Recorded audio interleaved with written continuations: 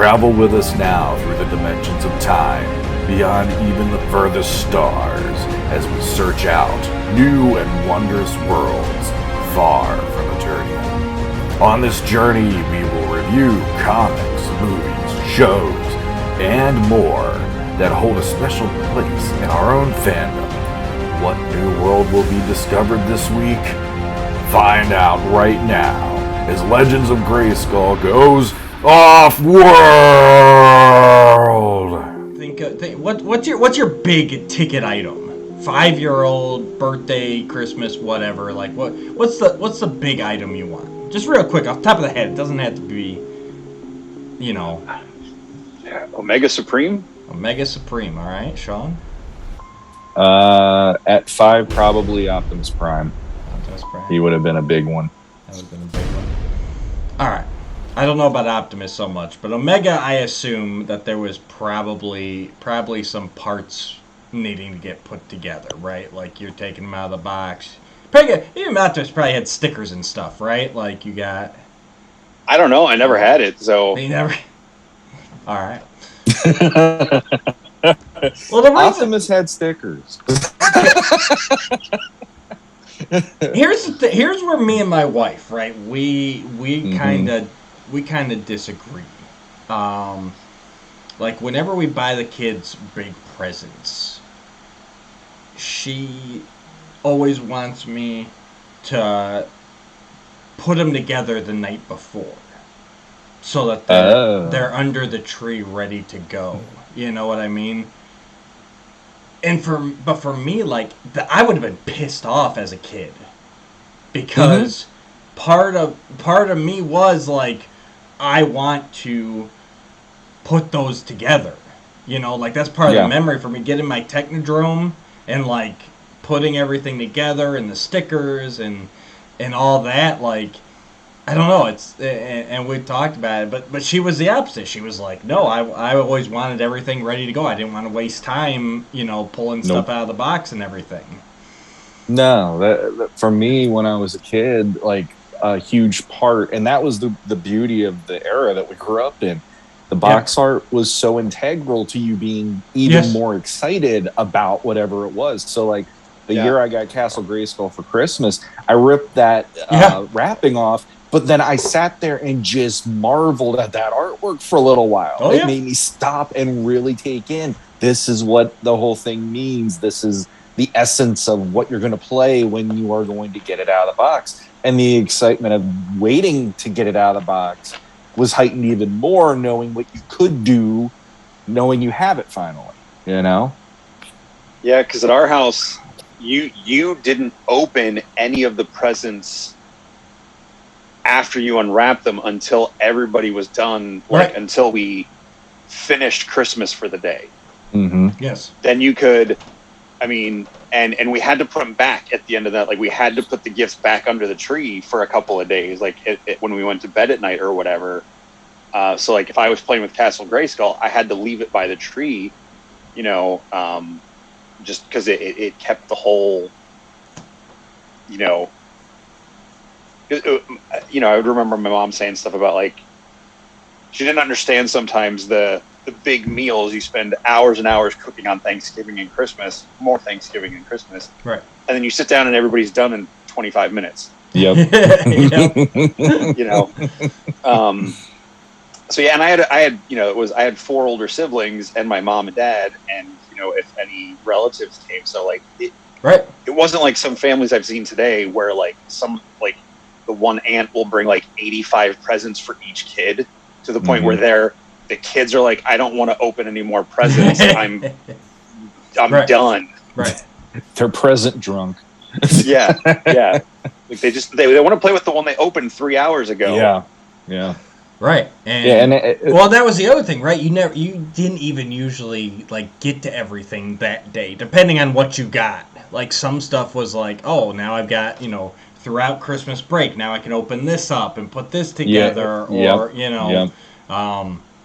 you brought up an interesting point though, because I had 3 siblings. I'm third out of 4. But Sean doesn't know how it feels to look at a tree and guess what's his? Like he just knew. Yep, those are mine.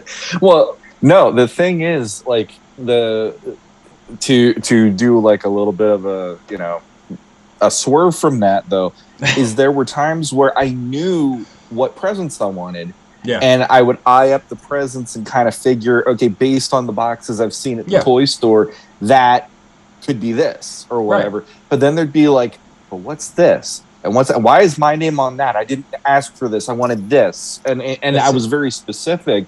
So then the next thing I knew, like one Christmas I was opening, I think it was Boulder Hill for Mask, for instance, which that was a marvelous playset. I still think that was one of the coolest playsets of the 80s. And then all of a sudden I rip open another present and there's Spydor. Yeah. I'm like, I didn't ask for Spydor. How freaking awesome is it? That's Spydor, you know? Like he got Boulder Hill and Spydor in 1 year. That's I did. I did. But that's what I'm saying. Like I also didn't get a huge other things. Those were my. I do the same thing and be like, oh, that box could be a Sewer Lair playset, and then it'd pick it up and it would go over to my sister, and I'm like, shit. Okay, that wasn't it. Let's hear what else. Ooh, that big one. Nope, that's going. Nope, that's over there. Damn it. Like, that would have turned me into a serial killer, probably. These are the wrong size boxes coming to me. Damn it! All of a sudden, you get a couple of baseball cards. Merry Christmas. What the crap is this? Yeah.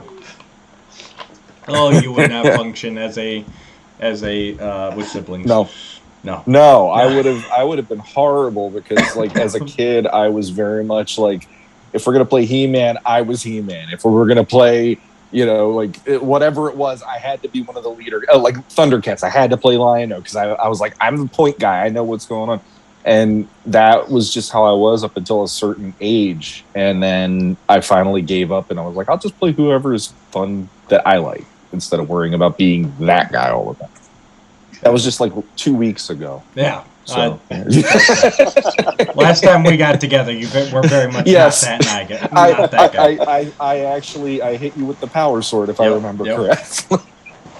And I took you don't play it right. I took my toys and I went home. Exactly. Speaking of going home, we are not going home tonight. We are going off-world. So we want to thank everybody for tuning in with us tonight. As always, I'm Matthew Duch, here again with Sean Scavarna and Jesse Arnold for episode 7 of Legends of Grayskull Off-World. In case you guys have missed the first 6 episodes, this is the podcast where we discuss anything and everything not He-Man and She-Ra related. So yeah, that will be back next episode, but we just wanted to take a spin around the multiverse tonight. So we'll see what kind of trouble we can get into. But before that, how are we doing tonight, boys? I am doing all right. I'm pretty tired. It's been a busy week. I got to guest star on a different show earlier this week, and then Free Comic Book Day was today. So yeah, it's a busy week. I was supposed to dog sit, and that kind of all fell apart because it's been raining so much. So it's been an up and down week, but it's good. I'm good.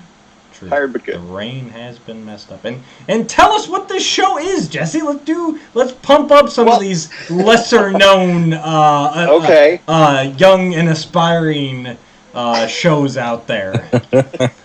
So there's this young fellow named Jeremy Gerard who he messes around with Jeremy DeWitt? Paints. No, Jeremy Gerard. Oh, Gerard. Sir Gerard, if you will, of the Rhode Island Gerards. The Rhode Island, Maine, yes. That's their Maine. Yeah, he's he has his show Mythic Conversations on YouTube, and he does it's all about customizing and doing stuff with the Mythic Legions and eventually the Cosmic Legions when they come out from the Four Horsemen Studios line of toys. And I got to be his guest this week and talk about being a relatively new collector, diving into the line as a collector and getting into all the customizing and stuff. And it was a lot of fun just getting to talk and hang out and see the responses from people and just kind of get more involved in the community there on his channel and over in the Legion's Cabal during the week. So absolutely, it's a good show. He's a great guy too. He does so much officially and unofficially for the Four Horsemen. I have not watched it yet. I'm not gonna lie. I did pop in that night. I couldn't stay on, and I have not had a chance to watch it yet. But it is on my to-do list. I will watch it. So, that I won't lie to you, because you'll probably ask me a question about it and be like, yeah. I'm not gonna quiz you because I'm probably my favorite part was the part where you said stuff and then you showed stuff and it was good. But oh, okay, you did watch it. Yeah, it was awesome. And Free Comic Book Day. I forgot about that today. It's been years since I partook. What was your pick of the free day?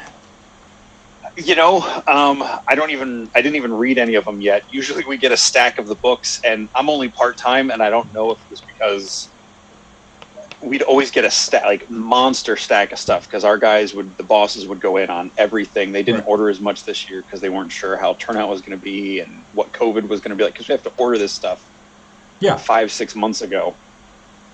So I picked up the Turtles one, the Marvel Avengers X-Men Eternals Eternals storyline that's going to be kicking off. Not because I have any interest, but the art was cool on the cover. Yeah. And Marvel, I think I picked up the Marvel Voices because I've enjoyed those voices, like the little anthologies with the creators all are part of a certain community, or like they did an indigenous creators that was all, I think they called it heritage, so it was all, you know, indigenous peoples to America, telling stories about those characters and stuff. So that was really cool. I guess I haven't read them yet, but they look pretty cool. Very nice. Sean, did you partake in free comics today? No, I was not able to. Evie and I were bouncing around the multiverse this afternoon and having some fun with that. And beyond that, pretty much it, because it's been a really crappy rainy day. Yeah. And it's basically indoors most of the time. So, but yeah, nothing too crazy. Otherwise, I did actually, I was there live when Jesse was on Mythic Conversations, and it is really crazy and cool to see, like, he joined around, you know, he started loving the line around the same time as you and I. It just all was this weird, you know, perfect storm of, you know, new fans coming in between the three of us, and to see him moving into like more of a customizer creator standpoint is really cool. So the fact that Jeremy had him come on and do this, it's like, you know, me thinking of him and I at 8 years old in third grade meeting each other, and now I'm watching him on YouTube shows with people that are working with the Four Horsemen and part of the Four Horsemen. I'm just sitting there going, look at my bud moving on up in this world. He's not slumming it with me. He's getting with the good people now. So that's great. Hey, they talked about your eyes. That was Steve. Well, actually, that one time he was saying Curtis, Steve and Jeremy are like right there. We're right there. So it's just that's you have to talk about the eyes if you're talking about Sean. So, but yeah, that's pretty much been the only other thing I could think of from a pop culture perspective is I also heard today, for comic book fans, especially fans of comic book art, unfortunately we lost George Perez, who he was quite sick for quite a while, and he kind of had a bit of a farewell tour over the last year with a lot of the creators he worked with and stuff. And then I found out today, unfortunately, he is gone, and that's a titan at this point, leaving us, and his work speaks for itself. I grew up knowing a lot of his work through DC Comics when I was young in the 80s and everything. And it left an impression on everybody, you know, from little old me and all the way to people like Jim Lee, who are, you know, monsters and masters in the field as well. So yeah, rest in peace, and George. So just wanted to say that real quick. Yeah, it's been tough. Him and Neil Adams within a week. Neil Adams. Yeah, it's just been the end of April. Of he left. Yeah. Yeah. So it's Neil Adams. That guy. I grew up with his stuff on all sorts of things. He had Conan, Superman, Batman. He did this. He did the visuals for this record I had that not many people probably will remember, but it was a record book, and it was Dracula, Frankenstein, and the Wolfman. But it was this whole weird version of them. Dracula was blonde, and the Wolfman was a woman, and all this stuff, which I guess you could call it the werewolf, I guess. Yeah. But that one stuck with me. It freaked me out as a kid, but it was still awesome because his artwork just worked in that realm of horror / like drama and adventure and everything. So, yeah. Interesting. Yeah. Yeah, unfortunately it's just kind of getting to that age where, I mean, these guys were, I mean, you do the math, it makes sense, but it sucks losing all these guys one after another. But yeah, they were all adults when we were kids, so I mean, yeah.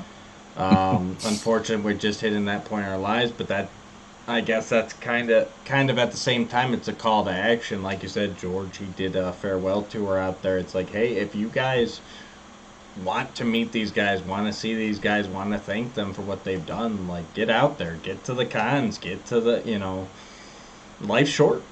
We're only going to get so many chances anymore to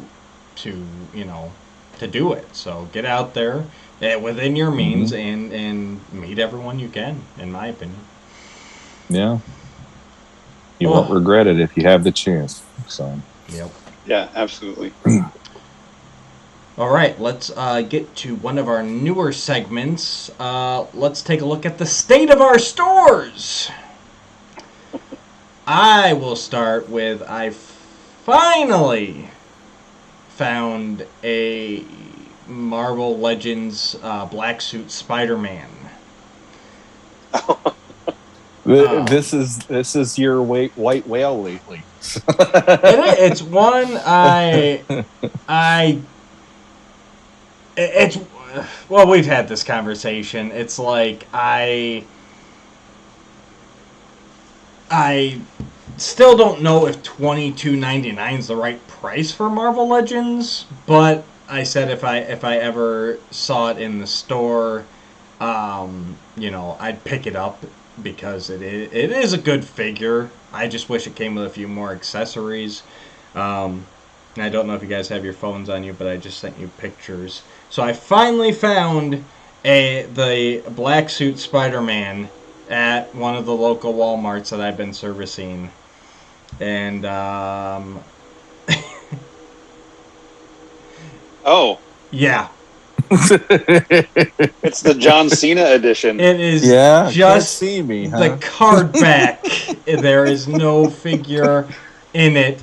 And if you look, there is actually a very nice razor cut around 3 out of the 4 edges of the bubble. So this wasn't even an error, a mispack, even an accidental thing. Someone very specifically and professionally cut him out and took the figure.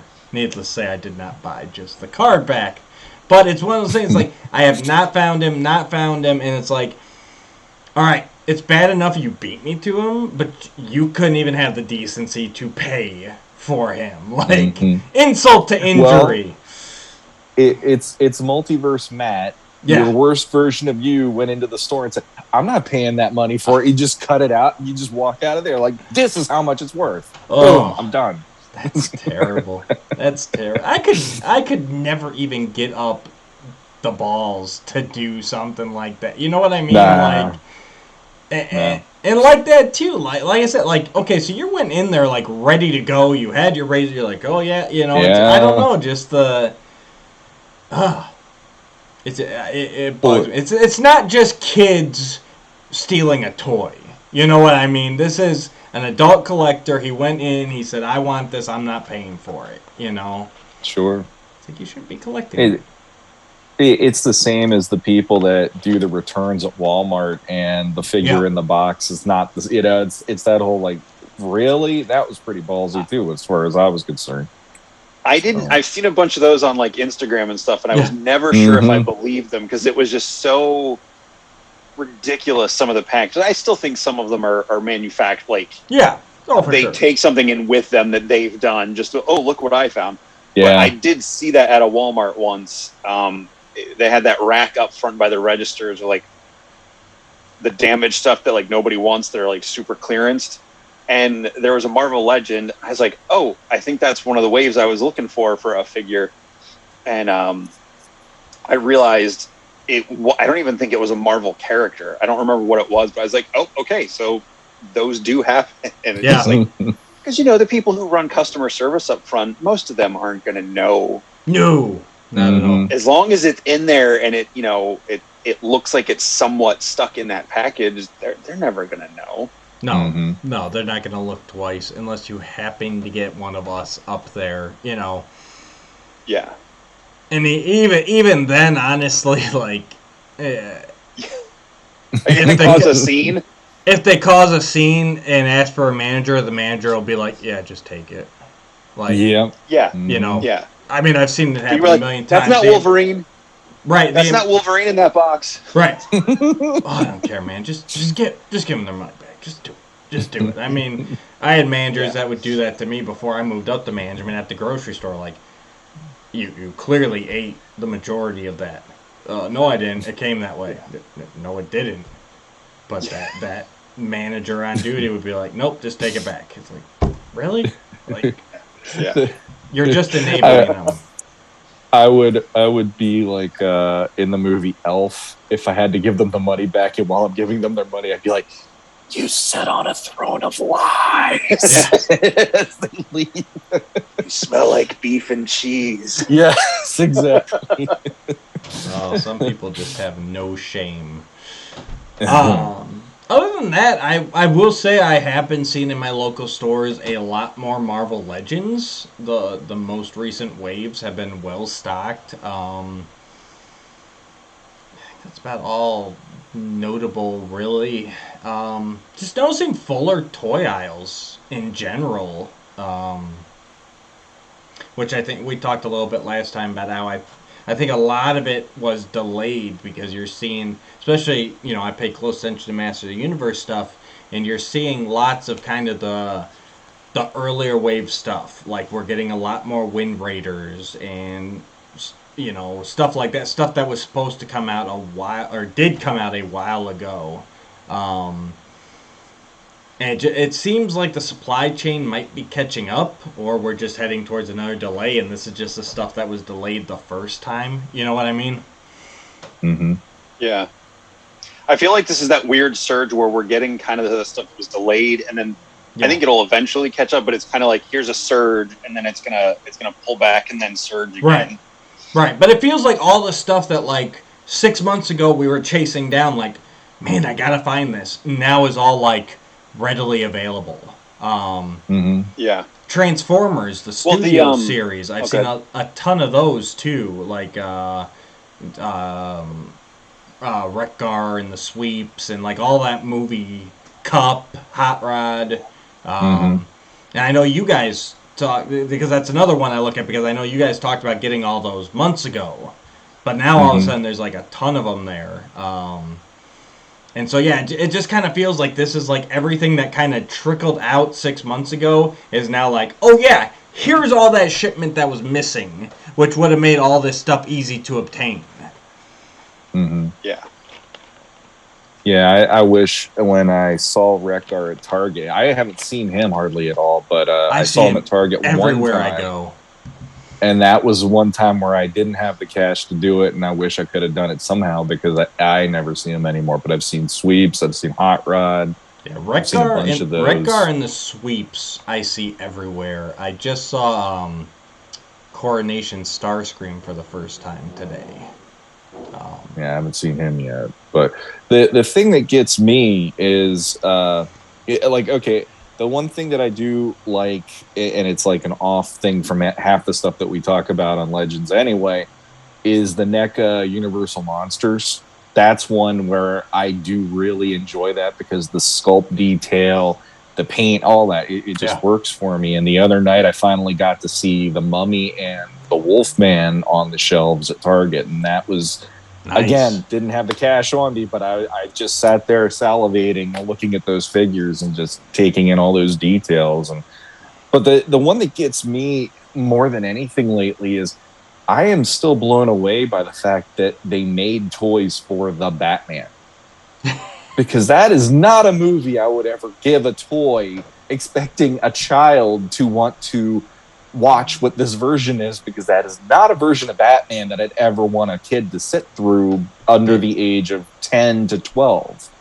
You know, and by that point, the toys wouldn't matter because it's not really a thing. I get it's for collectors, but some of those toys are for kids. Well, I was just about to say, that's a little weird. It doesn't feel like a collector's line looking at them on the shelf. I mean, they got the jumbo figures, whether 10 inches or whatever, and then they got the 3 3/4. Neither of those look like.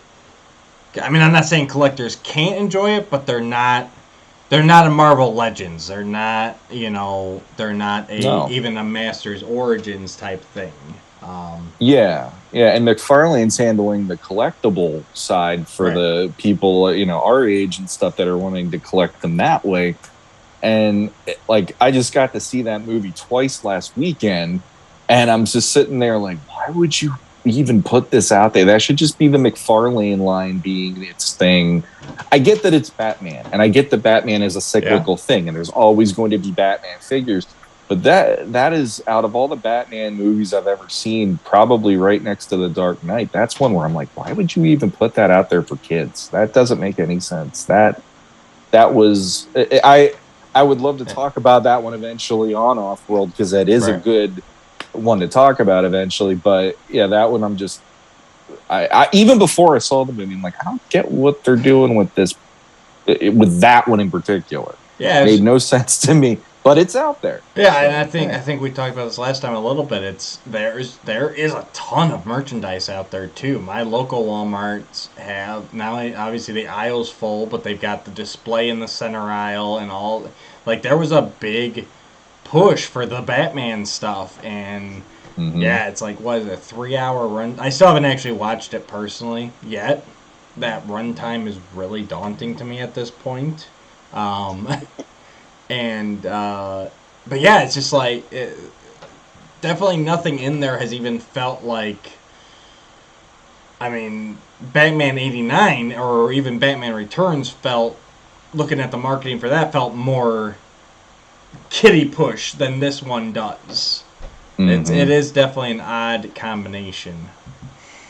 Yeah, not one that I would, like I said, it definitely not for kids. So that, Batman Returns, I know there was a big thing about that when we were kids, but I mean, seriously, that one, I remember there was an Oprah episode or something where the kids were ranting and raving about, they're using duckies and circus people to try to take us into these movies, and then we're seeing death. And it's no, I think the Riddler kind of knocked the Penguin out of the top spot, if that's what you were worried about, kids. Sorry. I want to know what that kid was, what life he was living, that those were the things that were going to entice him into a sewer.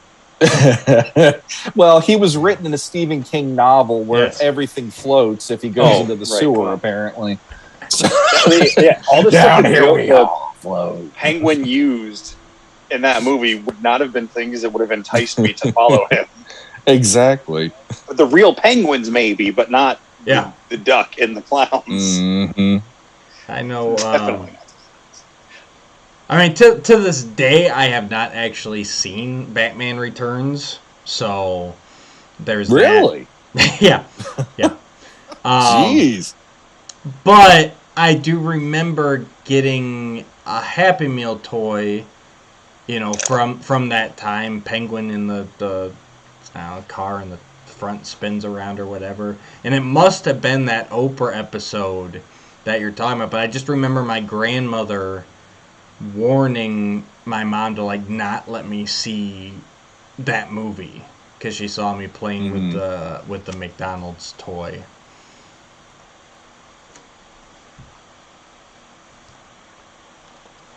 think it was Jesse. Oh, was it? Oh, no, just every so often, like, there's tons of movies like that I remember growing up, especially like in the 80s, growing up in a conservative Christian home. Like, it's weird the things I was allowed to watch and the things I wasn't. Like, anything D&D was completely off the table, but He-Man and Star Wars were okay. But we always talked about if there was something we weren't allowed to watch in our house, there was at least an explanation given, like, well, we're not going to watch it because X, Y, Z. And even, it's like I wasn't supposed to see Roger Rabbit when that came out. Really? Yeah. Same here.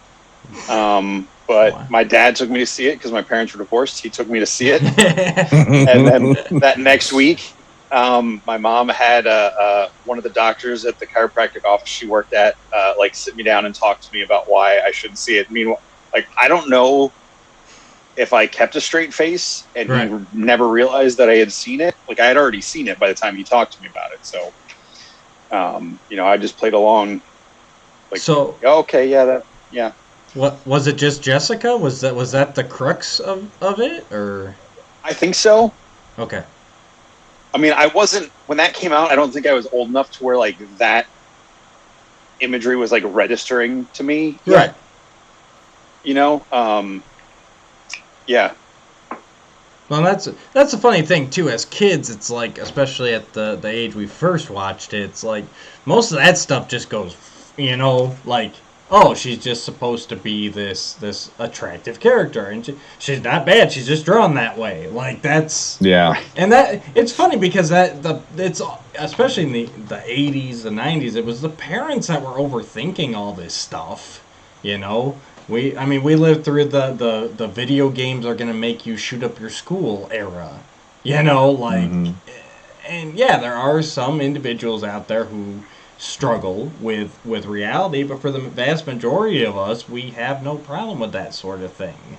But it's definitely an odd time, and kind of the same thing. It's like my parents had no idea what D&D was, but Oprah said it was bad, or this article said that these kids were doing rituals in the woods and it was because of D&D. Like, it's a really weird time where it's that combination of limited media, or you just have certain types of media. You don't have access to everything, and they based all their opinions off an article or a interview or whatever.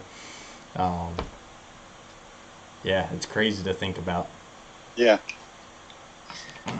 I wasn't. My mom didn't allow me to see that movie based on that line that you said about she's not bad, she's drawn that way, because my mom was not a fan of how busty she was, and all of it was about sensuality and sexuality, and she thought I was going to be getting the wrong thing from that. But I just wanted to watch the cartoon characters running around the screen. Like the old story that I love to tell people, because it still to this day amuses me, is I got into sword and sorcery, like Conan stuff, because of He-Man. So that was my gateway drug. And then a few years later, I got to watch Conan the Destroyer, which that one's the sequel to Conan the Barbarian. It's very much more of a watered down version of what that character would be. It's got more comedy. Hardly, I don't think there's any nudity, mostly just, action, fighting kind of stuff. So I eventually was like, Mom, I really want to see Conan the Barbarian. That's the first one. Really want to watch this. And she and I went to the video store. She's looking at the tape box. And she can't find the rating. So she goes, okay, I'll let you get it, but if I see anything that I disagree with, we're shutting it off. You don't get to watch the rest of it. And I'm like, okay, because at that point I have no idea. Right. So we put it on. First 15, 20 minutes of the movie, Conan's wandering through the woods, and there's this witch in like a hut. And he goes in there, and she's feeding him and all this other stuff. She's kind of crawling around on the floor in these sexy ways. And the next thing I know, they're rolling around on the floor naked, And I'm sitting there, my mom's right there watching this, and she dives. My mother is not an athletic individual, but she dives at the VCR. Hits stop, hits rewind, hits eject when it's all done. She's like, we're done with this. And my argument was, well, I just want to see him kill people, Mom. I don't care about the sex. Right.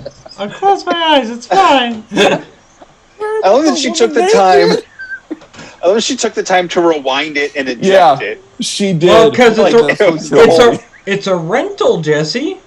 Yes. Be kind. Rewind. I am not getting charged. I'm not getting charged a fee. And in my mind, like, if I ever saw something like that and needed to stop it, it would just be like, make it stop. So, like, turn the power off, hit eject, whatever. But the fact that she took the time to stop it, rewind it, while going through all that, like, in that exact moment, cracks me up. Totally see your mom do. That takes me to the time period too, you know.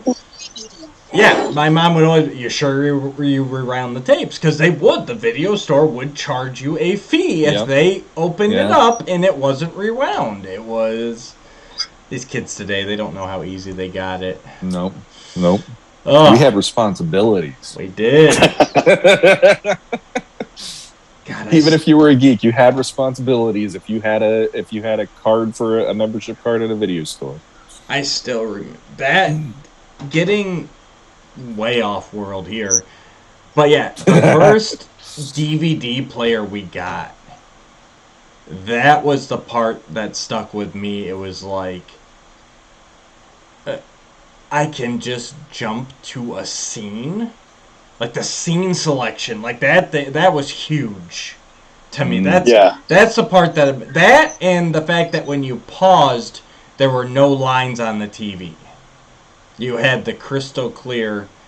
You remember you'd go back, you'd pause in a certain area wanting to pick out something on the screen, but you'd pause it and there'd be lines there. So then you rewind it and you'd pause it again, trying to get the lines not to hit where you want to see. Yeah. God, I wouldn't even be able to explain this to my kids. Like, no, you see, we stopped the tape, and there were these lines on the screen. Wait, what? What was your TV broken? Yeah. And for the love of God, don't even try to explain to them what it was like to try to watch Cinemax when you didn't own it. Oh yes. You're like, I think I see. Wait, ooh. And your mind. How would you explain that to your kids? That's why I'm not going to do it. Number one. That's why. No, number two. That's going to show how old I am in only a couple more years to them, because it'll be so easy to find that stuff anyway. It already is. It is. No, yeah. But anyway. No, I agree. Talk about off-worlding. Teenager growing up and. Yeah, until we got the digital box, there was no channel really blocked, where they just didn't exist. It was there. The audio was usually pretty good too, so you could hear what was going on. You at least knew what was happening. Yeah. They're either having a tickling fest or somebody cooked a real good dinner. Why are they wrestling? Are they in church? Because she's screaming, "Oh God!" a lot. Why is she saying "Oh God" so often? God must be mad at her. She must be confessing to the priest. That is a very sweaty confessional. Let me tell you.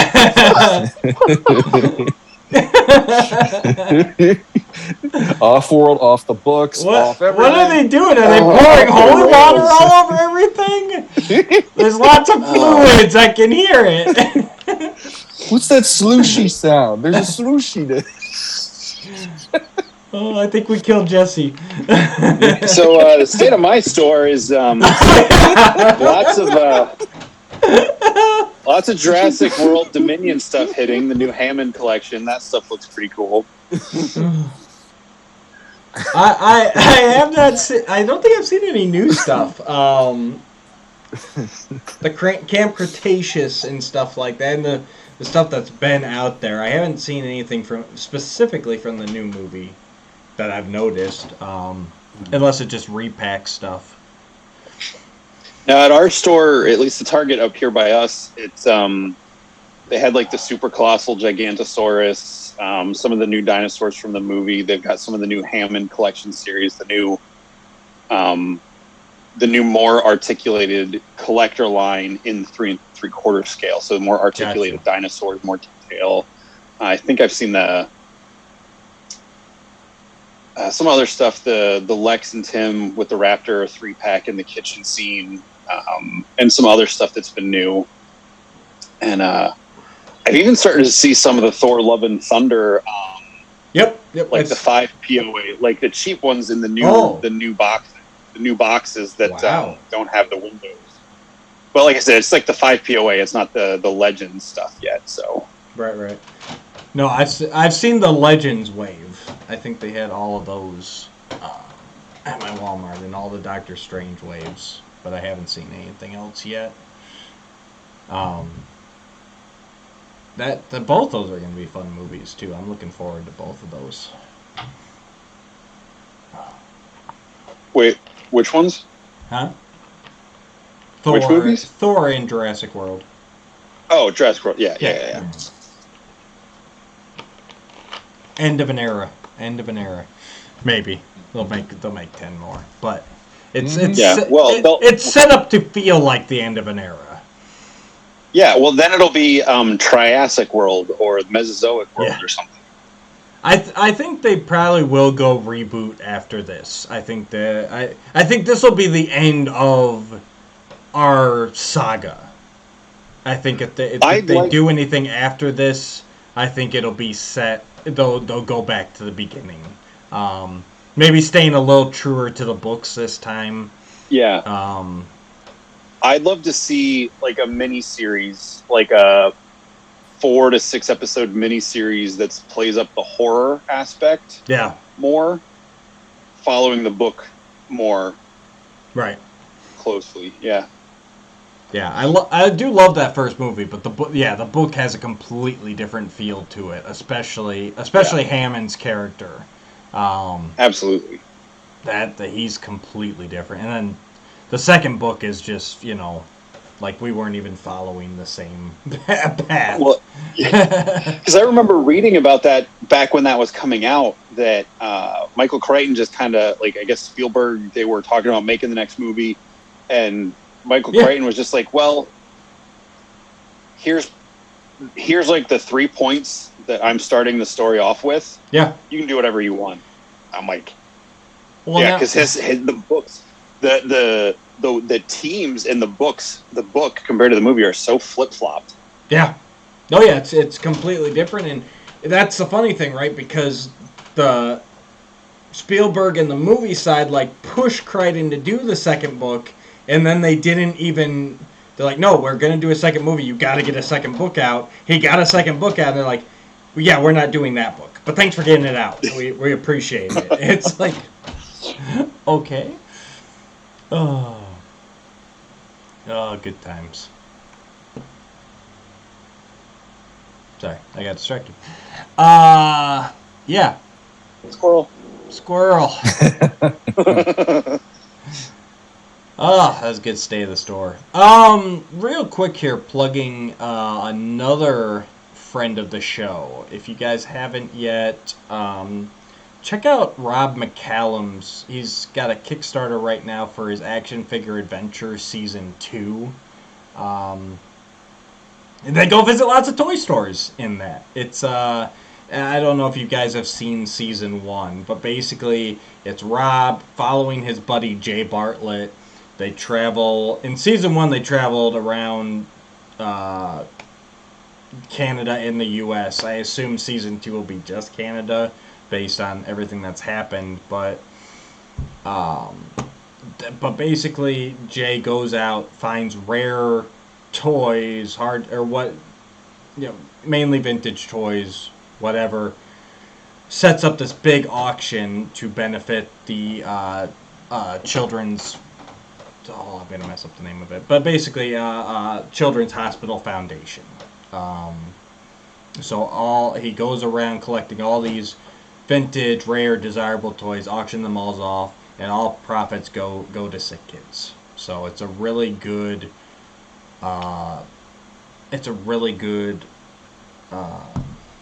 think of the word I want. Cause. Yeah, really good cause, and they're a lot of fun. You can see season 1 was available on Prime Video, last I knew. Mm-hmm. So check that out if you haven't. And like I said, his Kickstarter is going on right now for season 2, just to help with the production costs, and you can get some cool benefits in there, DVDs, Blu-rays, on and up, depending on how much you want to put in there. But links down below. Check that out and give it a like, or even just share it around if you can't financially support it. But they're good guys, good cause, and Rob puts on amazing work. So. Mm-hmm. And also, friends of the show, if I understood right, Steve Bisciotti and Jeremy DeWitt are actually going to be in this one. They are. They get to show off their collections and talk some shop with Rob. So, on top of that, there you go. That's the toy community that are podcasting right now. They are a part of this, which is pretty fun. Yeah, and well, Jeremy did all the artwork for season 1 and season 2. Yes, so he did. Yeah, it also has Motu Joe and Justice Curry are a big part of it. And then, like I said, they have all these toy stores that they go to. It's a lot of fun.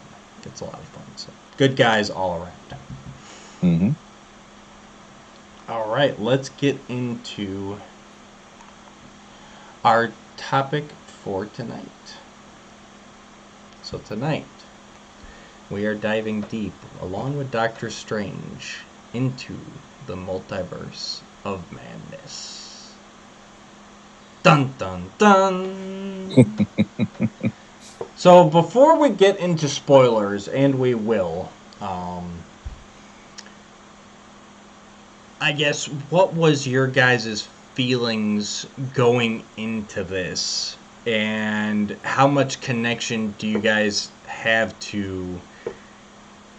So basically going into it, we knew Doctor Strange, obviously his name's in the title.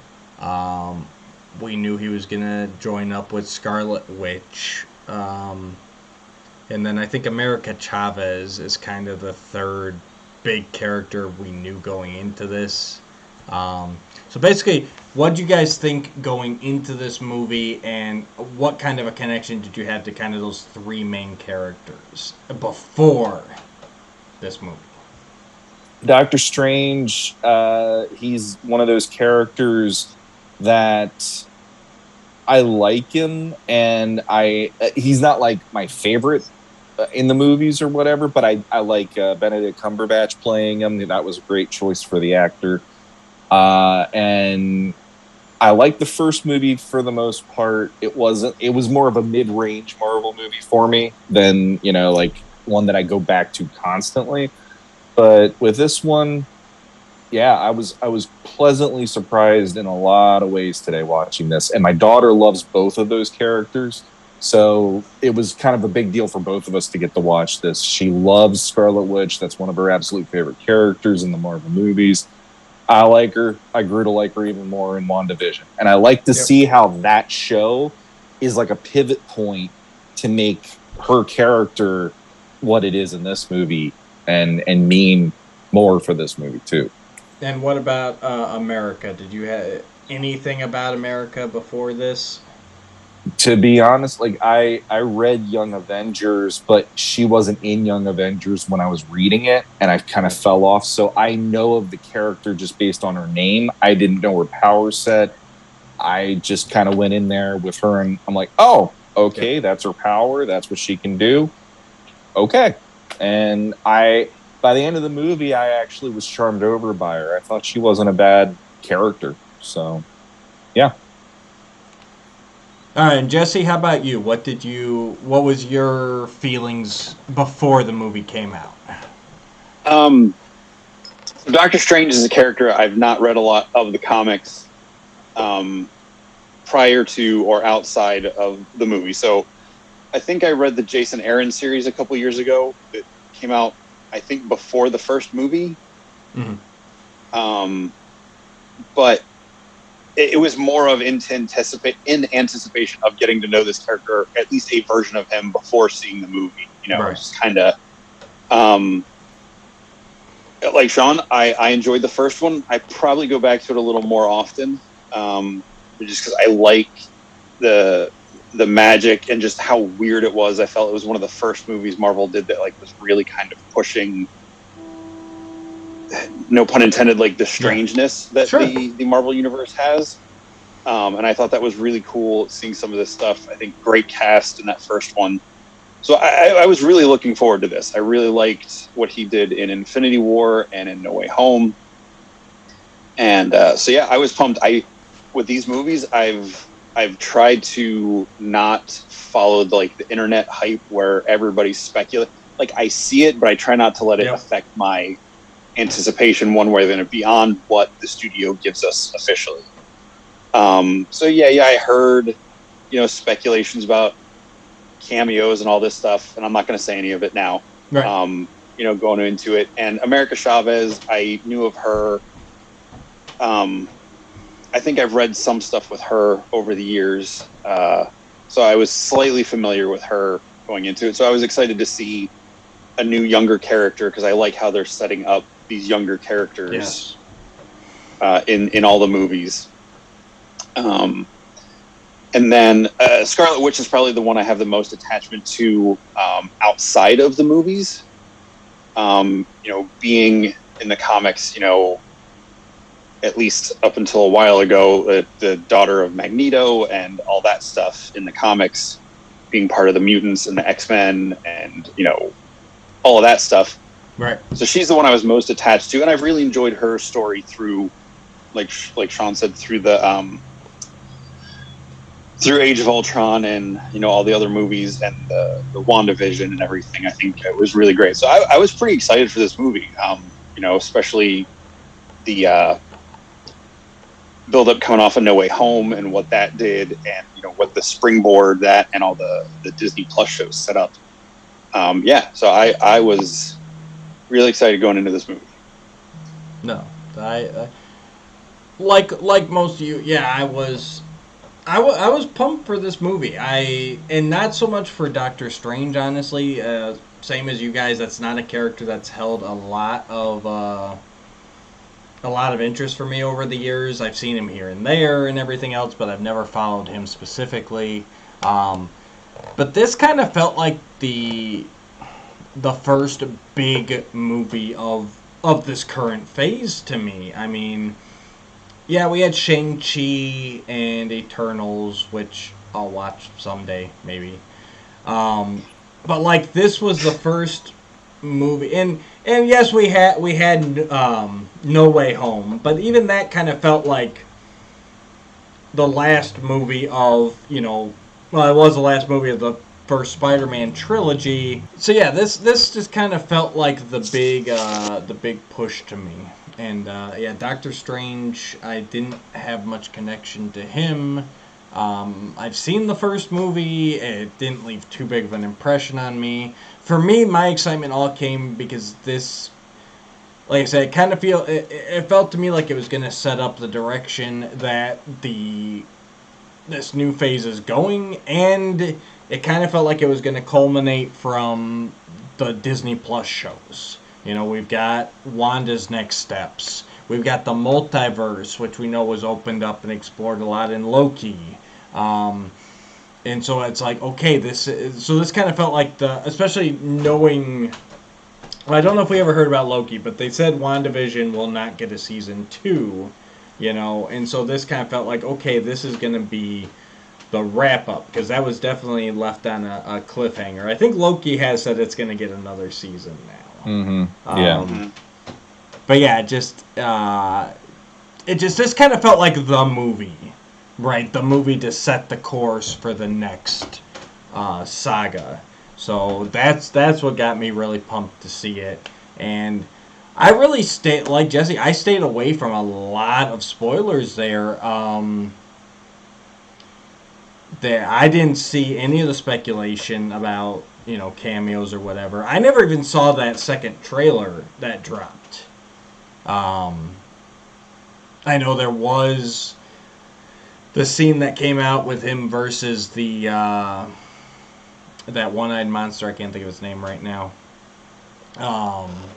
They released that early scene.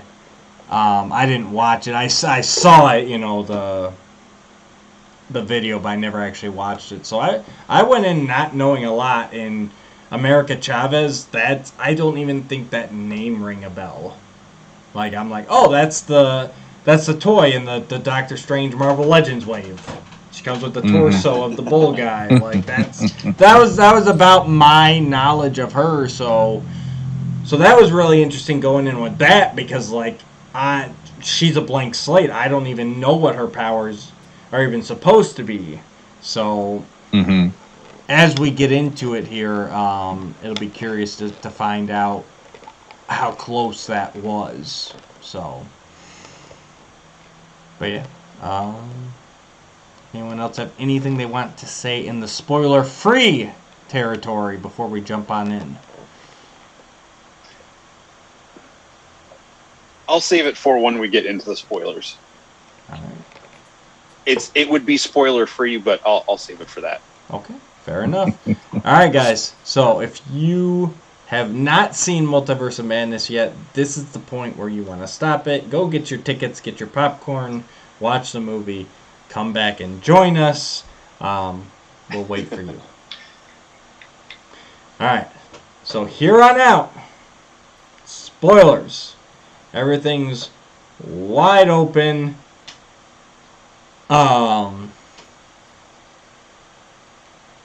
Yeah. Who wants to kick it off here? We're gonna keep it real fast and loose here. Throw something out here, and we'll pick it apart. I'll say something this to segue from what I started to say before we went into the spoilers. Yeah. I was nervous when they announced Sam Raimi was directing it. Okay. I don't necessarily think Sam Raimi is a bad director. I'm just not a huge fan of his style, especially in the Marvel movies. I know that's blasphemy to a lot of people who love the Tobey Maguire Spider-Man movies. But yeah, so that was a thing I was a little bit nervous about going into it. But I was like, you know what? It's Marvel. They haven't let me down yet. I'm gonna right. Not dwell on that, and let's just see what happens. I will say I thought that the style fit very well personally, but I did feel that there were a lot of scenes that were shot for 3D. Like, you just kind of get that feeling where it's like, oh, this is... And I don't know about you guys, but I don't do 3D movies. I don't know if it's because I wear glasses already, but, like, I've never been impressed with a 3D movie. Sitting there with the extra glasses on, and like I said, I don't know if my own glasses negate it. Maybe non-glass wearers, maybe it works better for them. I don't know. What are your guys' feelings on 3D movies? Because for me, they just don't do. It's kind of like, oh, I kind of get what's going on there, but I know some people are like, oh my god, it's like it's coming right at me. Like, I never get that feeling watching a 3D movie. But there are those scenes I look at and I'm like, oh yeah, that scene was shot just for the 3D. The only 3D movie I like that's not a full-on animated movie, and depending on how technical you want to get, it's largely an animated movie, for me, is Avatar. Okay. Yeah, I never saw that. I saw that in IMAX in 3D for my first viewing of it, and that movie blew me away. But we don't have to segue into that. But 3D, I do like seeing like CGI animated movies in 3D. I feel those lend to that much better than the live action stuff that's either shot in 3D or converted. It feels like because it's animated, it works better. Right. I can see that.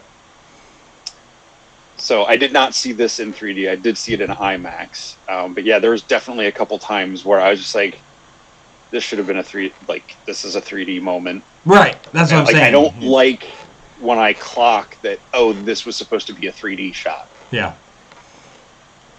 Sean? Yeah, for me, the one movie where I was really happy to see it in 3D was Tron Legacy. I saw that in a 3D IMAX. Oh, okay. That could be good. And that was one, if I remember right, that was one where they actually gave you a warning to put your glasses on, because the beginning of the movie was just 2D. Yeah. But then once he got imported into the computer, then pop your glasses on, all of a sudden everything got, like, you felt you were in with him. That was the best experience. And like, I mean, the very beginning of this movie, that was the first thing that came to my mind. Yeah. Like, you have all that stuff flying at you, and it's like, yeah, this would have been fun in 3D maybe if I would have seen it that way, but I did not. So yeah, it's okay. Yeah.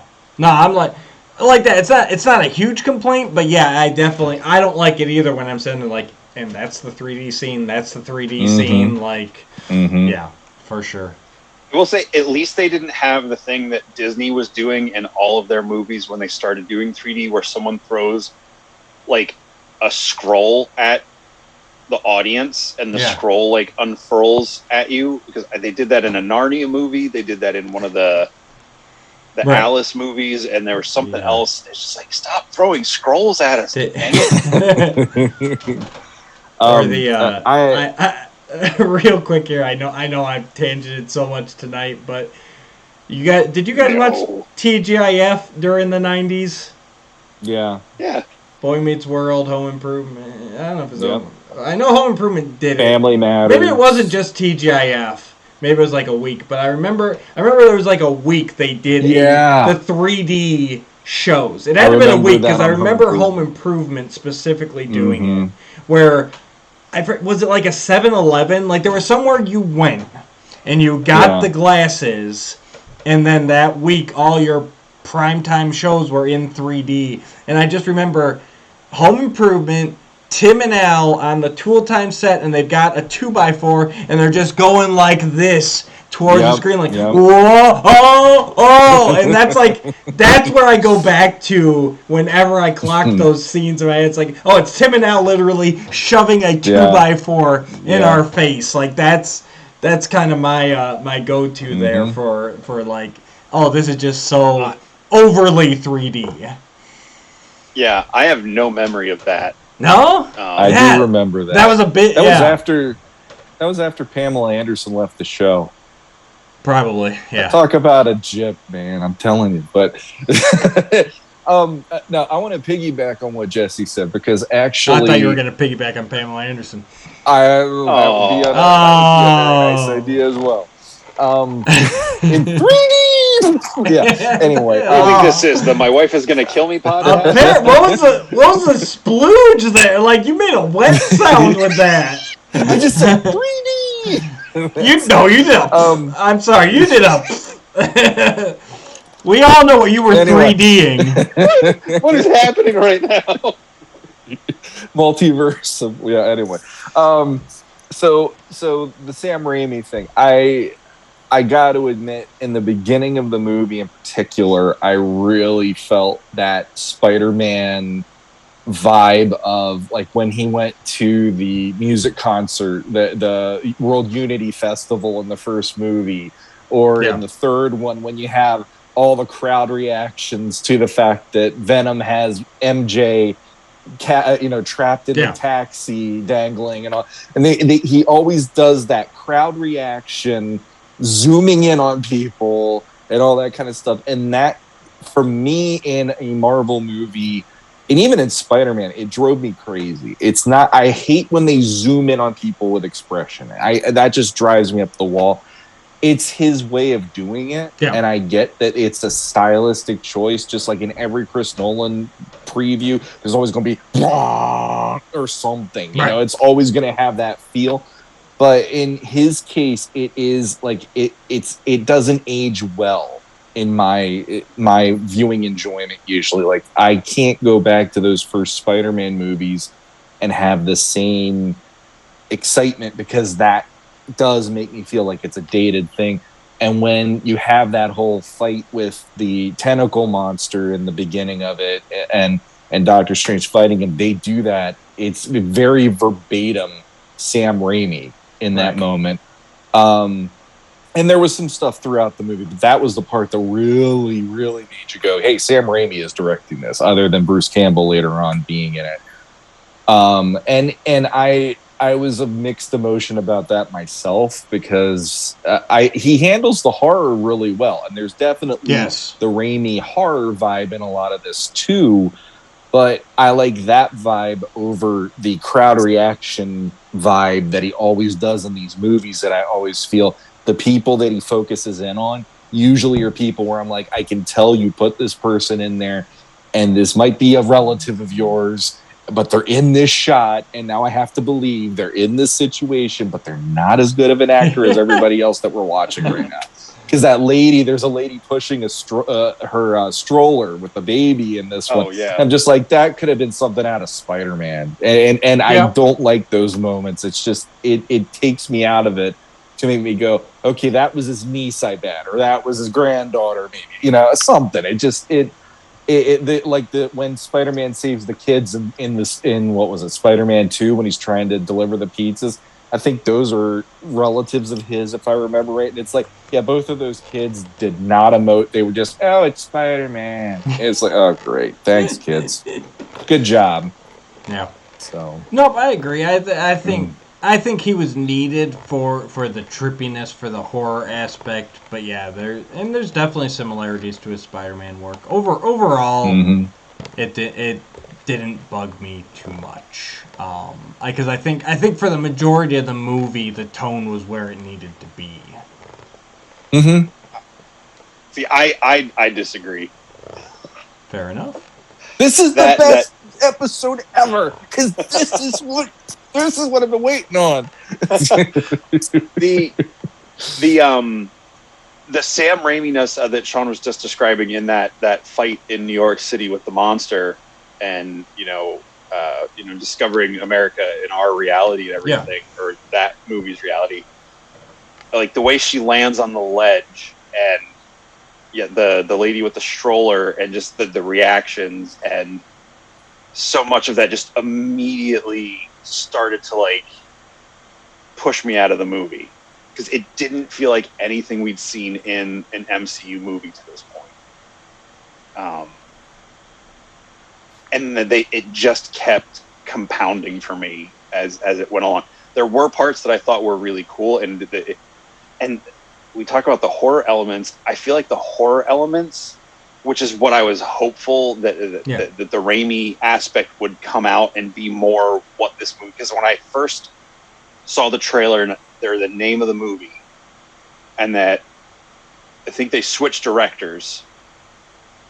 It was supposed to be the first movie's director, and then he left it, and then they got Raimi on board. And I liked the first director. I can't remember their name at the moment, but I enjoyed his style for the first movie, so I was excited for that. And they're like, oh, Raimi? Okay, he's done the Evil Dead movies, which I don't really care for, but like they're horror-based, and, excuse me. So I was like, all right, maybe he'll do a good job with this. It's a Marvel movie. There's going to be some oversight from the studio to keep it within a certain presentation style. And I feel like they let him have too much. Like, I know you get a director like Sam Raimi for his unique style. And like the zoom ins, like during the horror moments, totally undercut all the horror moments for me. I was almost laughing at certain points when I was supposed to feel scared. I mean, not scared, but like, fear was the element in the moment. I just,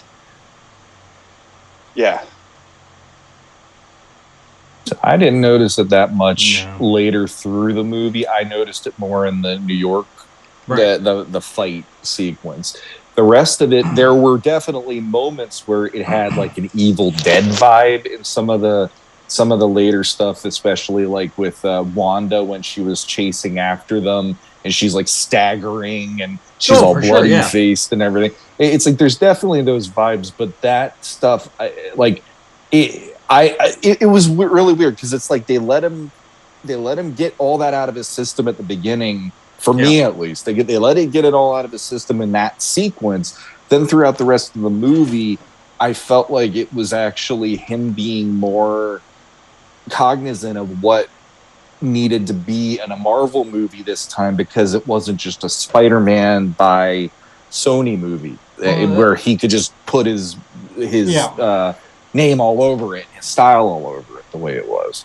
Yeah, once it got going, I felt the same way. But I also felt that was intentional almost, because it does feel like basically after he visits Wanda, like everything just starts moving, and then you're like, for me too, it's like then you're not getting the fight at the beginning was a slower paced fight, which I know some people are having issues with, but it felt more like more normal.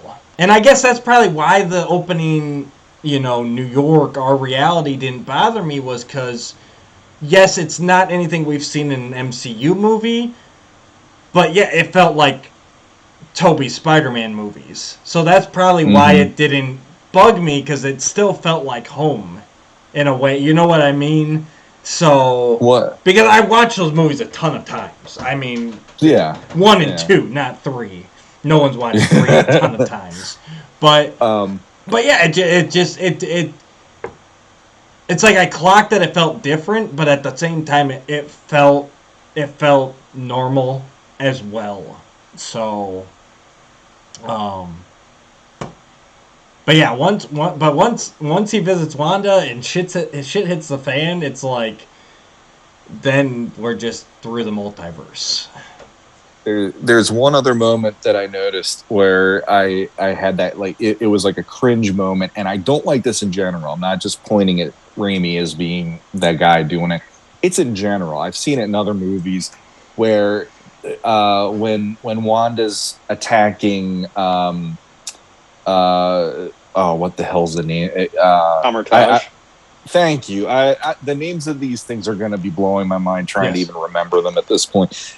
When she's attacking that, and you have all of the sorcerers, doing the defenses and everything, and you have the one part where they get the cannon out, they take a shot at her, and then Wong is like, "Yes!" or whatever, and I'm like, I don't need that. Why do we need a reaction from anybody? This is a moment where they're literally under attack from a hostile being. Yep. And we're taking time out of the movie runtime to even do a 2-second reaction of Wong being excited.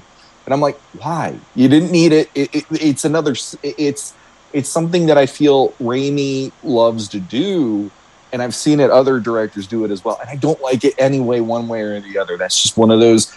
It makes me cringe every time, because you don't need a reaction to every little thing that happens in a movie. You can just let it play out naturally. Well, especially in things like that, because as an audience member, in that moment, I know that didn't take her out. Yeah. No one believed it. It's just kind of like, yeah. Yeah, once they got to Wanda and that turn happened, it pushed me further out of the movie. Like everything that kept happening in this movie kept pushing me further and further out of it, to where halfway through the movie I was like, oh my gosh, I want this to be over. And this is the first official MCU movie that I have wanted to be over while I was watching it. Wow. So let's talk about that turn, because I definitely didn't see that coming. So yeah, and there's been lots of speculation over who the big bad in this movie was going to be, and I've seen lots of speculation on that point, and I don't. If there was speculation that it was going to be Wanda, it wasn't much, or it didn't stick with me, because that took me by surprise that she was the antagonist in this. Same. And the thing that got me was, so in the last couple of days, Jesse saw it on Thursday, and I know last night we were messaging, and he's like, I just want you to be aware, because I know how Evan feels about Scarlet Witch. you need to at least be aware of some stuff. So I went on Wikipedia and I spoiled the movie for myself because I didn't know if she was going to react well. And I ended up reading it and I'm like, I think she'll be okay, but I don't know. And when that turn happened, even in the movie, I'm just there like, I wonder how she's taking it. And she actually said to me at one point, she goes, I understand why she'd do this though. And I'm like, really? And she's like, yeah, we watched WandaVision and I could completely get why she would feel this angry and she'd want to do what she's doing right now. And I'm like, wow, okay. I was very shocked by that because I thought she was going to want to leave the theater once this stuff started happening. Yeah, and I liked. I personally was like, that is a heck of a cool thing to do in this kind of a movie because she's a great character in the comics. She can go dark or she could be a hero. It all depends on where her mood is, and she is a character that scares other heroes because it depends what her mood is. She could definitely do some damage. Yep. And to let them go there in this movie and let that play out as her being the villain, basically, I actually applauded that because they let you have her going through the mourning process and dealing with all of the stuff from Vision dying, and then on top of that, her kids going away in WandaVision. And here we are seeing the other side of that. And I actually was like, I'm glad that they didn't pull their punches with this movie. I'm actually glad that they let her have this now that she's grieved and she's, it's like, I found a way to fix why I'm grieving. I'm going to do everything in my power to do this because I want to be with my kids again. Okay. Yeah, for me, it was kind of the same thing. It took me by surprise, but then at the same time, it's like, well, but this is also the Scarlet Witch that I first remember. Honestly, when she came out in Age of Ultron and basically by the end of it was considered a hero, that took me by surprise. And that's when I took a little bit deeper look into her history and found out, oh, no, she has actually jumped back and forth a bit. She's played with hero. Before Age of Ultron, the Scarlet Witch that I'd always ran into had always just been a villain. So it's like, okay, they got her into, like Sean said, into a place that's more comic accurate. And let's not just discard the Darkhold either, right? Like, I feel if she hadn't, I think that influenced her.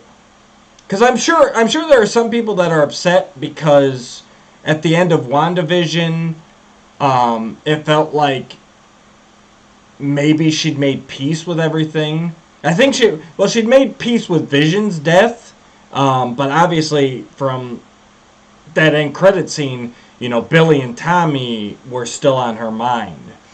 And so then once you get the Darkhold into it, and it starts influencing her, and I mean, as well, I want to hold the end for our last thing, but like that Darkhold has some serious implications. I mean, we even see it with one of the alternate Doctor Stranges that use the Darkhold. He's messed up. In the Incursion universe, so. It's one of those things. It's like okay, so maybe if she hadn't used that book, it wouldn't turn out this bad. But either way, here we are, and honestly, I liked it. I thought it was a good turn. I always like when these movies can surprise me, because I mean I think we all thought it was gonna be Dormammu or who's their devil guy? Mephisto. Like those are, I think that's kind of where everyone was just like, well, that's an easy. Maybe King. Maybe he's got something, with it being multiversal and how Loki ended. Like I think those were kind of the big ones. That's like any of these guys would be easy to plug and play into this. But at the end of the day, it really was like. Taking Scarlet Witch and really finishing exploring her messed up psyche. I mean, she's had a messed up life in this universe. In most universes, she has, and that's terrible power mixed with that dark tome of evil magic, and this has her hunting down America to steal her powers. Jesse, I know you've been holding it this whole time. Go ahead, buddy. Let it out. Let it out. That's part of my big problem with it, is because I have no problem with her being the villain conceptually, because I know that's happened in the comics. I thought this was going to be a building step to her becoming a villain, if they were going to go that route. But like the whole WandaVision series, I felt like, to be honest, I thought that was her villain turn in WandaVision. Like an unintentional enslaving of that town and all of that stuff. Grieving the loss of Vision instead of her kids, like she was in the comics that created the House of M universe and everything. So I thought they were kind of tweaking it that way, and that in some of the trailers I saw, there was like the two versions of her looking at each other, like the suburban mom version and the Scarlet Witch stuff. And I was like, oh, maybe there's a dark version of her in one of the multiverses. So I thought it was going to be another Wanda. Right. That was the bad thing. And the thing that bugged me about it was that you get there and Doctor Strange says, like, oh, when he pulls down the apple blossoms, he's like, oh, this smells, and she's like apples? He's like, real. Yeah. And then she convinces him it is real and that it's normal, and then a couple seconds later she's like, oh, it was so hard to lie. She just drops the illusion and it's this like hellscape. Yeah. And I'm like, where did this come from? Like visually it was cool, but like it didn't track for me that where she was at the end of WandaVision led her to this, even with the Darkhold. Like I feel like we should have followed her progression to get that. I just felt I didn't like that. I felt that really undermined all the emotional damage and growth and everything. She had that beautiful moment with Vision at the end of WandaVision. Now, granted, yes, she was messing with the Darkhold and looking for her kids, but I thought that was just going to make her make some questionable choices regarding multiversal stuff, not necessarily murdering hundreds of people. Well, or at least dozens of people. Yeah, well, technically she only wanted to murder one person. It's a kind of that classic villain mentality, but it is like, well, if you guys would just let me have America, like that's one person. You know what I mean? And I think it's that flawed villain logic of like, well, you keep getting in my way, or these different strangers keep getting in my way. But I think the thing, I actually really like that scene where she drops the. I think the thing is, like, you're thinking of that field as an illusion, but remember, Wanda's powers are actually, she manipulates reality. She changes it. So it was real as long as she was holding it there. You know what I mean? Like, so I thought that was just a show of like, look how powerful I've gotten. Yes, they didn't have the time to show. Yes, there's a whole lot of stuff for her personally that happens between end of WandaVision and beginning of this, and they didn't have time to show it all. But, I thought that was kind of like showing, look, this is where my powers are now. Whereas I struggled in Westview to keep all that under control. Now with the Darkhold, I can manipulate this entire area, to the point where it is real. I just feel like it tipped the hat too soon. Like if they would have held back, even at least until the next scene at Kamertage, where they're getting invaded by that mist, why wasn't that mist red? Like, it's like we knew it was her coming because she told us she was coming. Oh yeah, I don't if think they that had was played that up to where Doctor Strange goes to her for help, and she tries to they played the sympathetic thing. She's like, well, have you thought about maybe giving her up? And they argue about it, and she's like, all right, I'll see what I can do. And then you get to that next scene, and she's like, but be prepared, if they probably know you're there, and then you find out it's her. Like, that would have been more shocking and more impressive that she's the one attacking those people. I don't know. It just really rubbed me the wrong way. And because she had those kids for 5 days, and she was with Vision for years. Well, I'm not a parent. I know I can't make that, but like, she did not have a full life with these kids. Well, right, but that's what she's chasing. Yeah, and there's, I mean, they've gone into it on WandaVision and even in this movie, the woman her life is nothing but loss. Right.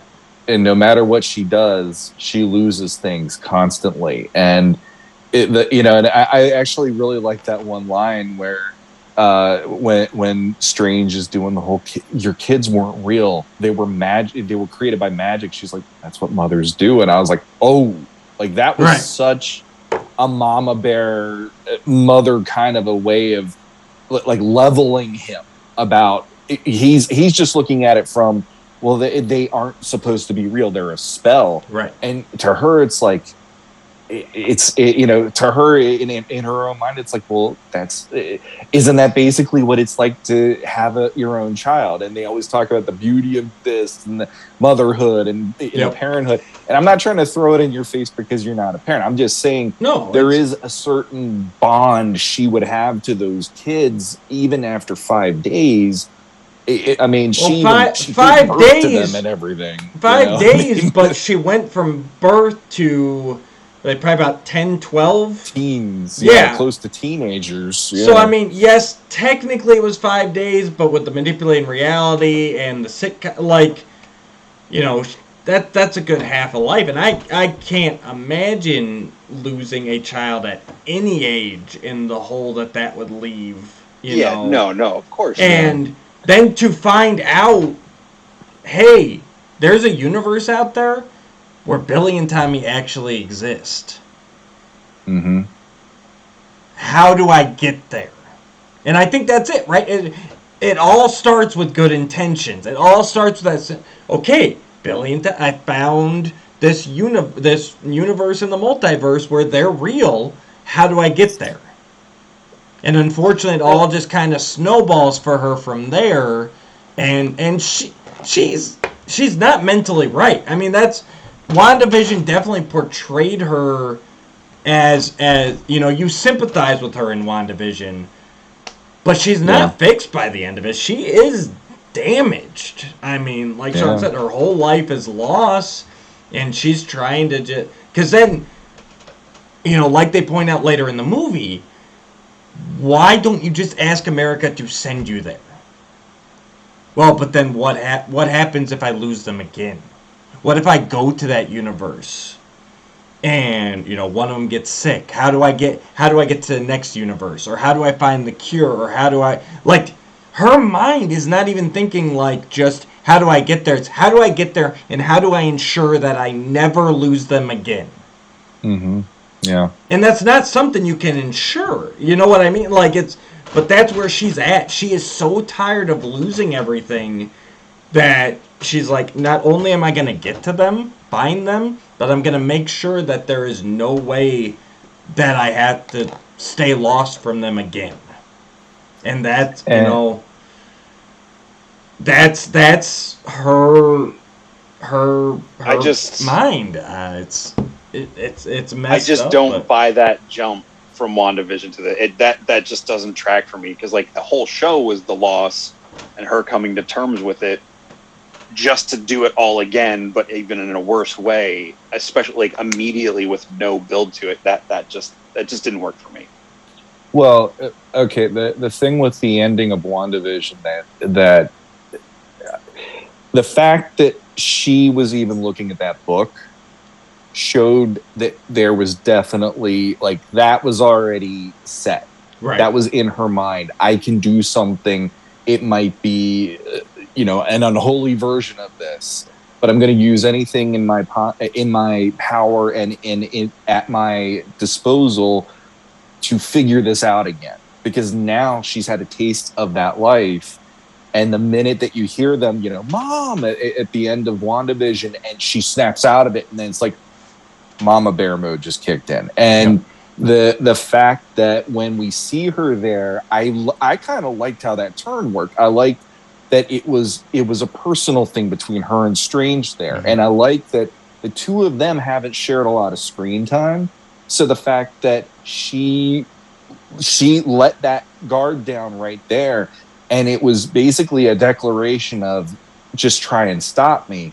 I'm already doing this. And he looked at it and it was like, what are you doing? Like, this is, you're going to levels you don't need to do. Your children were never alive to begin with. They were just magic. And I love that to her, it's like, I'll do whatever it takes because I know how that felt from, however long she was at Westview or whatever. And I like that so much going into this movie because that was all I needed to go. Yeah, I had a feeling she wasn't going to be going in the right direction when WandaVision ended and that whole end scene hit. Because when you're dealing with that kind of stuff and they're saying it's the book of the damned and all this, it's like, that's not good. Why is she reading this? And then when they had that end that way, it's like, yeah, she's been doing this. It makes sense. It tracked for me at least. And the only difference though was her letting the illusion down and you see where she was. It was oh shit, how long has she been doing this? Because now we're in a whole different level of crazy compared to her taking over a town. Now we're seeing like, scorched earth policy with magic of what she's doing with this. And this is not a good idea. No, and I agree too. I think that moment had to happen that way. Like when just a simple, like, I know it's a cliche, but she's like, well, why don't you bring America here? And Strange kind of holds back and she keeps talking for a little bit and then she just stops and she goes, you never told me her name, did you? Yeah. Yes, it's a cliche and everything else, but I'm just like, because even I'm just kind of like, did she just say America? Like, I'm already doing that in my head. And then he's like, no, I didn't. And yeah, then you see the scorched earth and everything, and yeah, would it have been nice to see what happened between? Absolutely, but at the same time, I think it would have taken away a little bit of that reveal.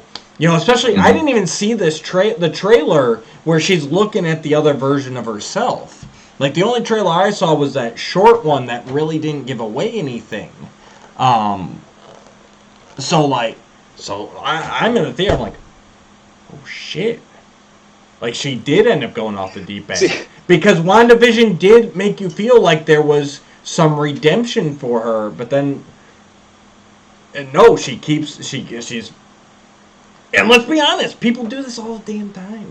I've got a sister that is a great example of, like, yeah, you say you're done, you say you're sorry, but then 2 months later, we're right fucking back here. You know? And I guess for me, it's like, is it necessarily the way I would have taken it? I don't know, maybe not. But, like, I can understand it. So, and it was a shock to me in the theater, like, oh shit, like she is the full on villain that I grew up with. It was a shock to me too, and when that happened, it was more of like, oh shit.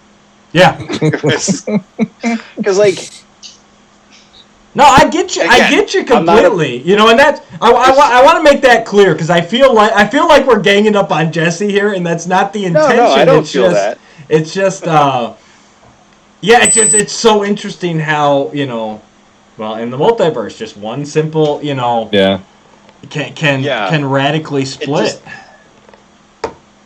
The whole, and I'm not saying moms are crazy. It's funny we're talking about this on Mother's Day weekend. Yeah. But like, I'm not saying moms are crazy. The whole like moms crazy mom, crazy. I'll do anything for my kids, including killing people I love. Like I feel like that's so cliche and so overdone when they were dealing with like mental health stuff, which I mean is an important topic to me. Yeah. In WandaVision, the way they did that, it feels to me like they've just wiped out everything I felt in WandaVision. Which we'll get to more with the other things that happen in this movie besides the turn point. Real quick here, though, like, because trust me, I've been thinking back about WandaVision a lot since watching this movie. How much did she really like accomplish, or like? Yes, she let Westview go eventually, but I guess what I'm asking is how much of that. How much of WandaVision is her actually healing or coming to terms, and how much of it is like us hoping that she's healed and come to terms? Because like even Sean pointed out a minute ago, like the second she's away from Westview, she's searching through the Darkhold trying to find a way to find Billy and Tommy. Like the second she's gone. So I'm me personally, because I'm thinking back and I'm like, did she heal as much as I thought she did, or did she just realize that she couldn't hold on to the fictional reality of Westview, and that's why she went to find something more permanent, i.e. finding another universe to go to? Like, okay, I can't hold on to this fiction, so I'm going to take my other's place in a real reality. See, I thought she was going to take the kids from that reality and bring them back to hers. I didn't think she was going to stay there. I mean, that's the way I was reading it. Well, I guess either way, really. But basically, like for me, instead of the magic, I'm actually going to find them. See, and I thought at the end of WandaVision, I thought she had healed just because the conversation she has with the kids and the way she says goodbye to Vision. Like, if that was just supposed to be a misdirect to set this up, that will now make me dislike WandaVision, if that was the intent. The way it landed for me. My assumption at the end, when you see her reading the Darkhold with like her projection in the astral plane, was that she was looking for a way that the kids that she created in Westview existed somewhere, and I thought she was going to be trying to find her kids from Westview in the multiverse somewhere. Like right. I'm just a hopeful, naive person, and when people do bad things, it disappoints me.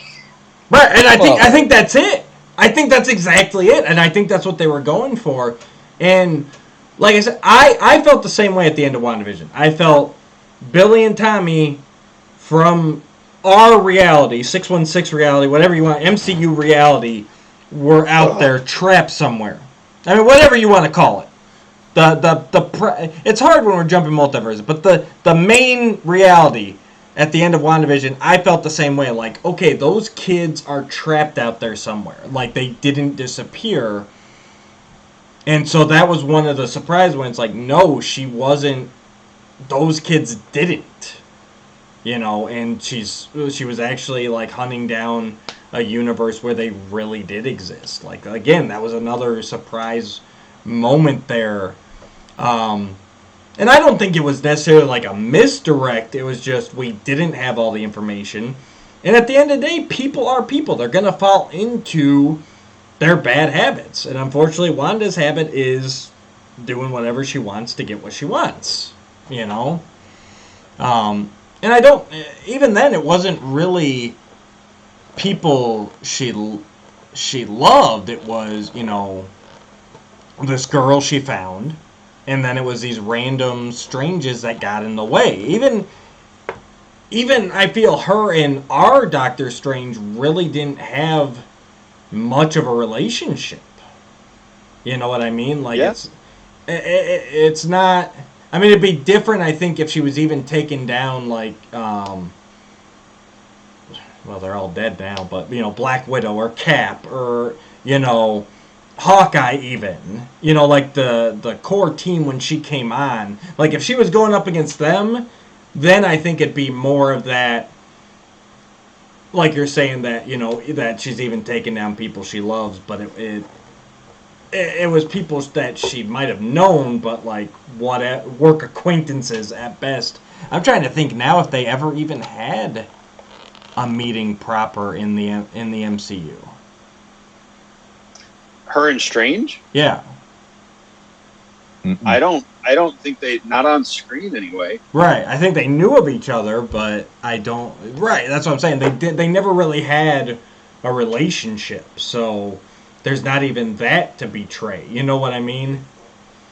Like maybe if the Avengers had shown up, maybe that would have done something more to her. You know, to make her pause, make her question her choices. And it's the fact that Doctor Strange got roped up into this that, you know, made it even worse for everybody involved. But if you want to go to the comics, I mean, even there, Wanda has no problem, you know, going up against the X-Men or erasing all mutant kind, or, you know, she's always been very chaotic. Mm. Well, I mean, she's chaos magic. Right. Mm. Or mutant, depending.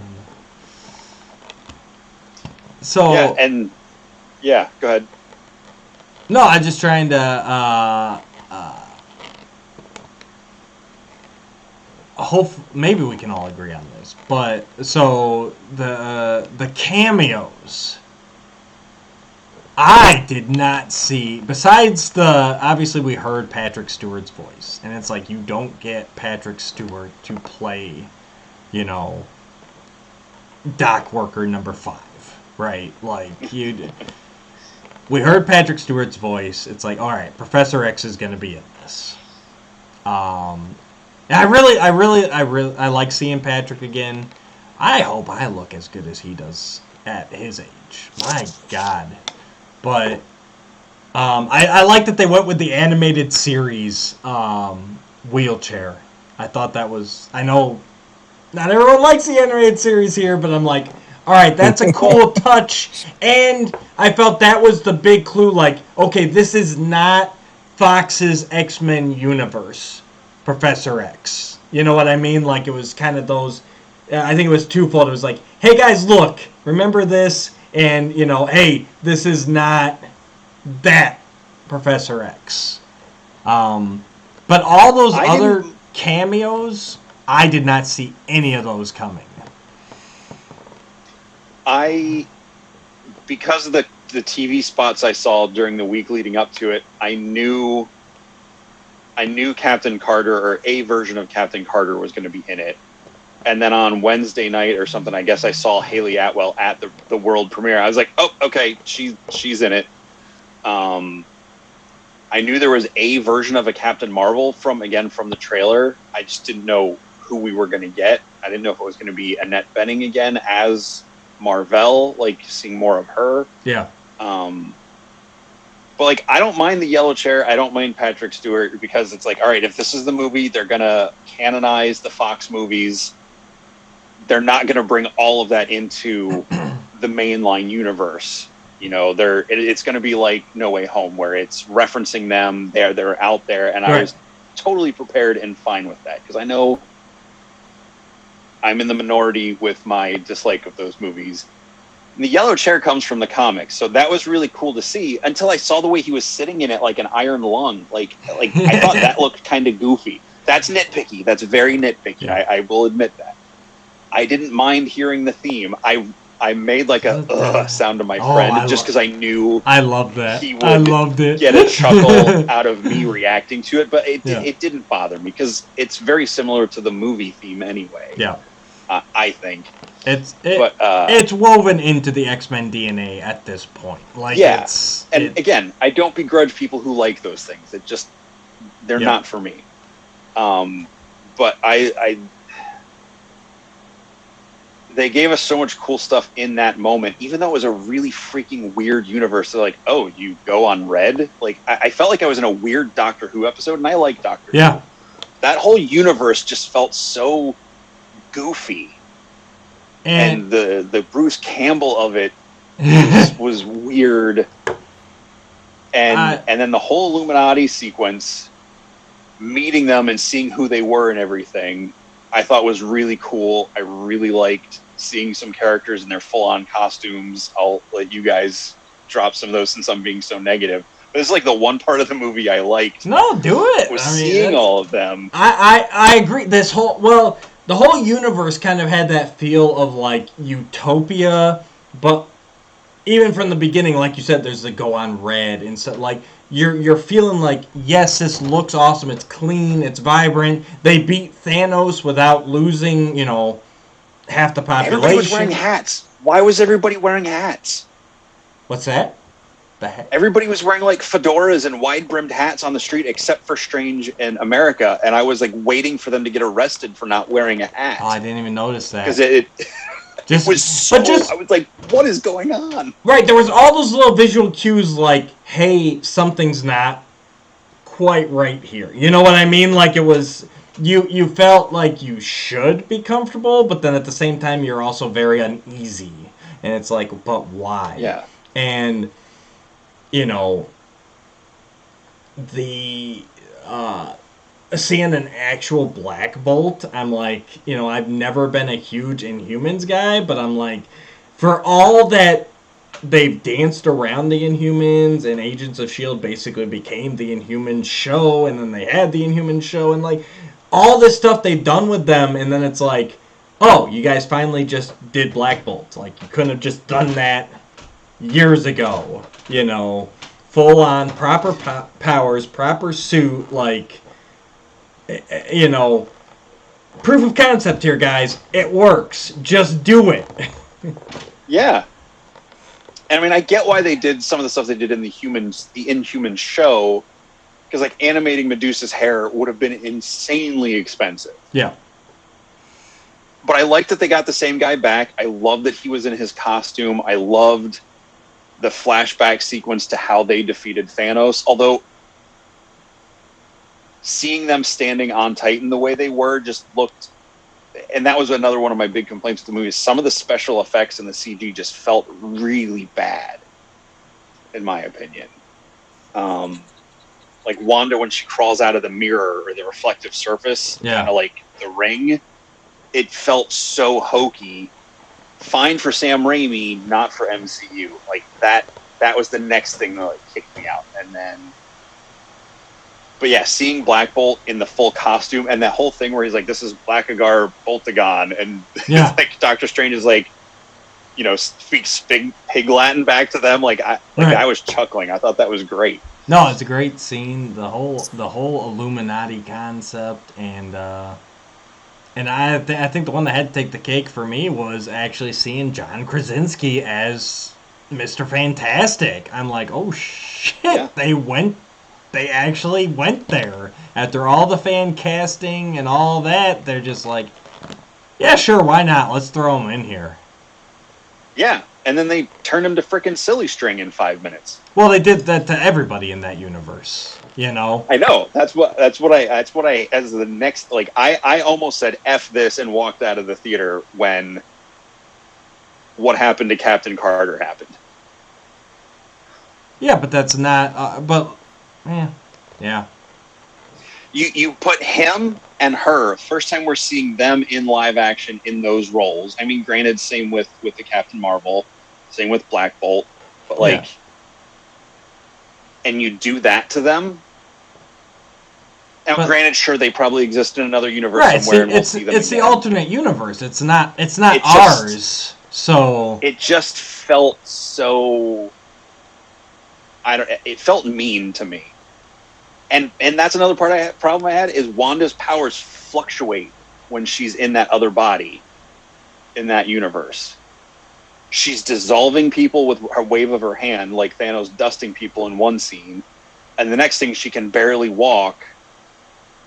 And instead of just dusting Christine and taking America, she struggles to try to get through. Like, I feel like they just tweaked her powers whatever they needed the heroes to be able to get away. You don't think that was part of the whole dream-walking spell and her connection and the actual Wanda, that universe fighting back? No, I Okay. think if it was, they should have done something with that.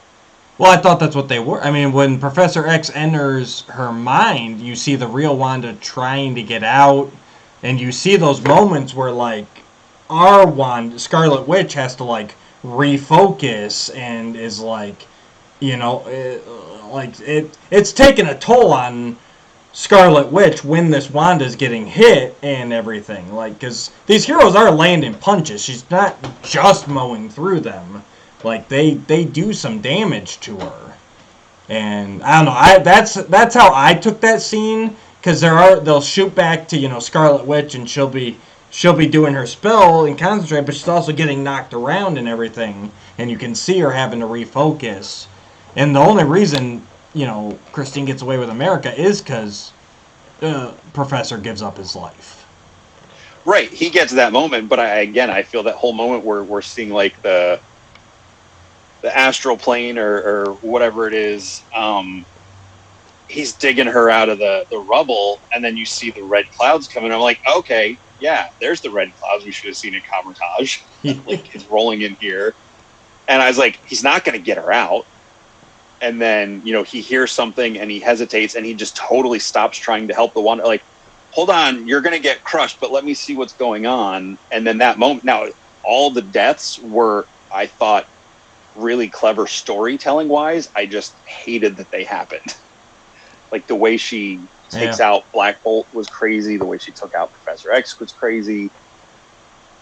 The Captain Carter one pissed me off so much. Yeah, I guess for me it was like, because of the alternate, like that is the ones that you would kill. Is the alternate universe that we're never going to go back to, that, these guys are already questionable anyways, as you saw with their handling of Strange, and, they're Strange killing him and then setting him up as the hero when really he, it just, but like he that. Agreed with them. Like, Yeah. Because I thought that was like, yeah, I was fine with that. I'm just saying, like, these are not the squeaky clean versions of the character. Was only my point. Like, they'll do whatever they have to do to win or to hold the peace or whatever. So I was okay with them killing those characters off, because, like I said, it's the alternate. We're not going to see them again, and they definitely have some blood on their hands. They're not innocents, and it's just setting up that these characters are out there, and hopefully we'll see the main timeline, whatever you want to call it, version of them in the future. Sean, you've been awfully quiet. Talk for a minute here. I love Lamp. No, I actually, none of that pissed me off. None of it. For me at least, it was showing her, even in the dream walking thing, to be a force to be reckoned with, and there was no reasoning with her at that point, which I was completely fine with. I based on knowing Jesse, I can understand why he's pissed, but when a lot of that stuff happened, I was like, there's no way that she's not going to kill these guys. It was just a matter of time when they had their confrontation with her. And there is a part of me that, like, with Reed, when she does he said, I have children too. Do they have their mother and all that? And, well, then at least there'll be one person there to care for them. And I'm like, that was a little harsh, because I was kind of like, boy, you'd think that she'd at least let him go, because it's that whole, parenting thing that's a crux of her. But no, she just screw you and everything. And it was like, I only listened to one review about the movie, and they were even saying, man, they're going to kill off characters that it's going to hit you and all this stuff. And when that moment happened, I'm like, I kind of saw it coming. And on top of that, these are not the versions that would really be affecting me the same way as like when Tony, snaps his fingers at the end of Endgame and he's dead, basically. Right. Or, anyone else. Like if Cap would have killed Tony at the end of Civil War, wow. That would have just been me, my jaw would have been on the floor the rest of my life going like, I can't believe they did it. But in this case, like you said, the alternate versions automatically make them cannon fodder to me. And look at even the What If TV show. They kind of were cannon fodder even on there. Yep. Like Watcher created them into their own team. But even then I was like, I don't think half these people are going to make it through this because they're not our versions, Would I like to see more with Captain Carter? Absolutely. Haley Atwell showing up in anything makes me happy. Would I love to see John Krasinski back again to be Reed as legit? We're going to do Fantastic Four and he's playing Reed Richards. That would be fine. Oh, it's gonna happen now. There's no way they signed him on just for a cameo in Multiverse of Madness. I mean, and I was actually, I saw a photo. Somebody posted a photo like Thursday evening, and I'm like, okay, either that is a screen cap somebody took when they were at the movie, or somebody did a great Photoshop job. Either way, I was like, if they do that, you got my money for Fantastic Four, because I've been curious to see if he would be Reed for a while. And but yeah, I mean, I get what Jesse's saying about the powers fluctuating and stuff, but it wasn't enough to pull me away out of it and get mad or whatever. I mean, she just took out everybody. Right. So there is an element of like she's probably catching her breath, or she's probably trying to refocus her energy or something in that other body, because she's doing the dream walk and everything. And actually, like those were some of the moments where Evan was grabbing my arm the most, like watching that whole sequence. She's just like holding on to me like this while we're watching it, and I'm like, yeah, even I was like, holy crap, this is definitely some intense stuff. But yeah, I don't know. I was impressed by the way that they handled it. I like that really showed how far she was from who we knew her to be at the end of WandaVision. But again, my whole argument in that case, not trying to go all the way back and rehashing it, but the more I think of WandaVision, the more I'm realizing WandaVision was really setting the stage for Scarlet Witch more than anything. Mm-hmm. That was the reveal at the end of the series, but everything that she learned through Agatha needling at her and like teasing her almost to the point where she develops into Scarlet Witch by the end of that series. It was the blueprints leading up to her having what she needed to become this version of her for this movie. Like that, the more that I'm thinking of this movie, the more I'm like, yeah, that actually, the building blocks were there to lead into what we're doing in this one more than, like, I thought the same as Jesse. I thought, okay, she's grieved. She's moving on. She's going to be a better person. But at the end, when they have that Darkhold moment and she's looking through it and everything else leading to here, I'm like, she's still focusing on something. And at the end of that series, I took that in my own way of thinking their souls are out there. And I thought Multiverse of Madness was going to dive into, like, she'd have to go through this, like the 7 levels of hell or something, make a deal with Mephisto to get her the souls back of her children, and then it leads to something that Doctor Strange has to fix or something. And it even though they did it the way they did it, it still felt like this is a trajectory they started with that show. Yeah. Just Mephisto wasn't a part of it. It was just, here's Scarlet Witch becoming that entity, basically. So in that vein, let's talk about America here for a minute. Because like I said, I didn't know anything about this character. So as she's showing up on screen, explaining her powers, all this and that, it's brand new to me. How true is this version to the comic version? Is this her power normally to travel throughout different universes? Yeah, for the small amount I do know of her, yes, this seems to be very early on in her powers. I know in the flashback where you see her with her mom's, it's she's much younger. Yeah. So it seems to suggest that she's just been bouncing around through multiverses since that young age. The version of her I know in the comics is more in control of her powers. She's a little more confident. She's a little more fun. And I don't mean, I'm not saying that I didn't enjoy her in the movie or the performance. Like, she's just a different... Right, she's... a different place in her character arc, so I hope we get to see her get to that point. And I think you saw a little hints of that towards the end there, as she is getting more confident, and especially the end scene where she's training, you know, now she's come up to Strange a little more bubbly and everything, like, okay, that's over, I can, you know, move on and be somebody. I wish we would have seen more of him trying to help her learn how to use her power throughout the movie, because I feel that turn at the end, and we can get to that later, I feel like that bit was too corny. But yeah, I liked, I believe you pronounce it Xochitl Gomez. I think the actress, I think she did great. You know, to be coming in there, I don't know if this is her first movie, but like, to be going in there with Elizabeth Olsen and Doctor Strange, who have inhabited these characters for several years now, and to come into all this stuff, I think she did a fantastic job. And I'm looking forward to seeing more of her, especially if she gets to interact with some of these younger characters like Kate Bishop.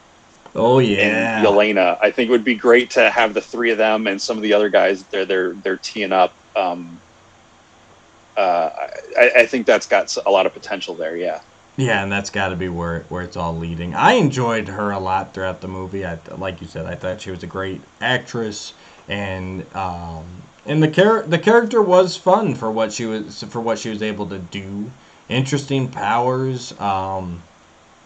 Only one of her throughout the multiverse. I feel like that's going to... I think she's going to be important with the stuff that I think is coming up, but who knows? We can get into our speculation at the end here, because for everything else, this movie definitely went into directions that I didn't expect, and it didn't cover things that I thought it would. So we'll be curious to see at the end what you guys think. But yeah, so America was fun. Incursion Doctor Strange. Now, do we feel that that's the same Strange from What If? The one that I didn't feel it was that Doctor Strange. The one that brought his, what was it? He brought his world to like the final moment or whatever. Mm-hmm. That's what I was trying to say. I thought it was going to be him in the trailer. I did too in the trailer. And then when you saw who he was by the end of it, I'm like, okay, that's not him. But it was one of the things to make me get excited about this movie, actually, because I did like that part of What If quite a lot. And then to find that it was a different version, by the time that they revealed that, it was too far in to me to make me go, oh, well, the heck with this. You know, it's like, all right, it just wasn't him. Fine. So. Yeah, I was fine with it not being him. Mm-hmm. But the reason I didn't think it was him is the version from What If is because I feel like that version, because he joined up the Defenders of the Multiverse or whatever. Yeah. I thought that put him in a different state of being than we would have seen that Doctor Strange. Like, because I know most of them got put back into their regular places, I think, in the way the show ended, except for Black Widow. Yeah. It's okay for her to join the other universe. But yeah, I thought that sequence was potentially going to be really cool. And again, it's another section of the movie that just completely went off the rails for me. Yeah, I'm going to go talk to him, Christine. You just wait outside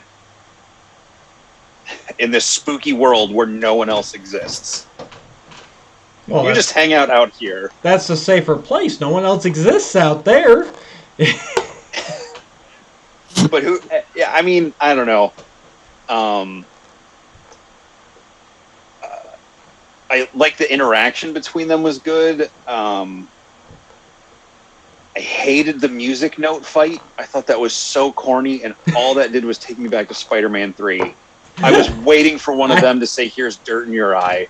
Oh, I didn't go there.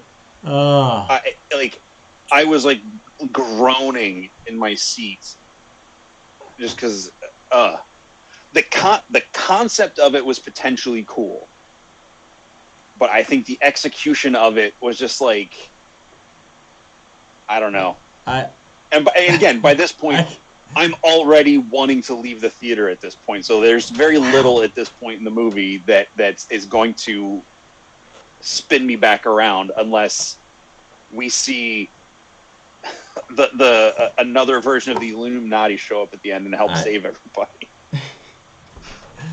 Yeah, I gotta say, by this point in the movie, I was the complete opposite. I was firmly in my seat. I'm like, man, where is this gonna go? I actually really enjoyed the musical note fight. I thought that was a neat twist on his usual powers, and it was just fun as like they're shooting at each other and it's hitting the notes like the piano being played. I'm like, all right, yeah, I can get behind this. Like I said, there was a cool concept there. It just something about it. And again, like I said, I know at this point there was very little that was gonna persuade me, and I think I was just getting annoyed at every little thing at this point now. Like, so he's there, they're doing this fight, and then he's like, "Well, I'm going to use the Darkhold now." And Christine, their Doctor Strange went crazy because of using the Darkhold, and that's why they had to destroy him.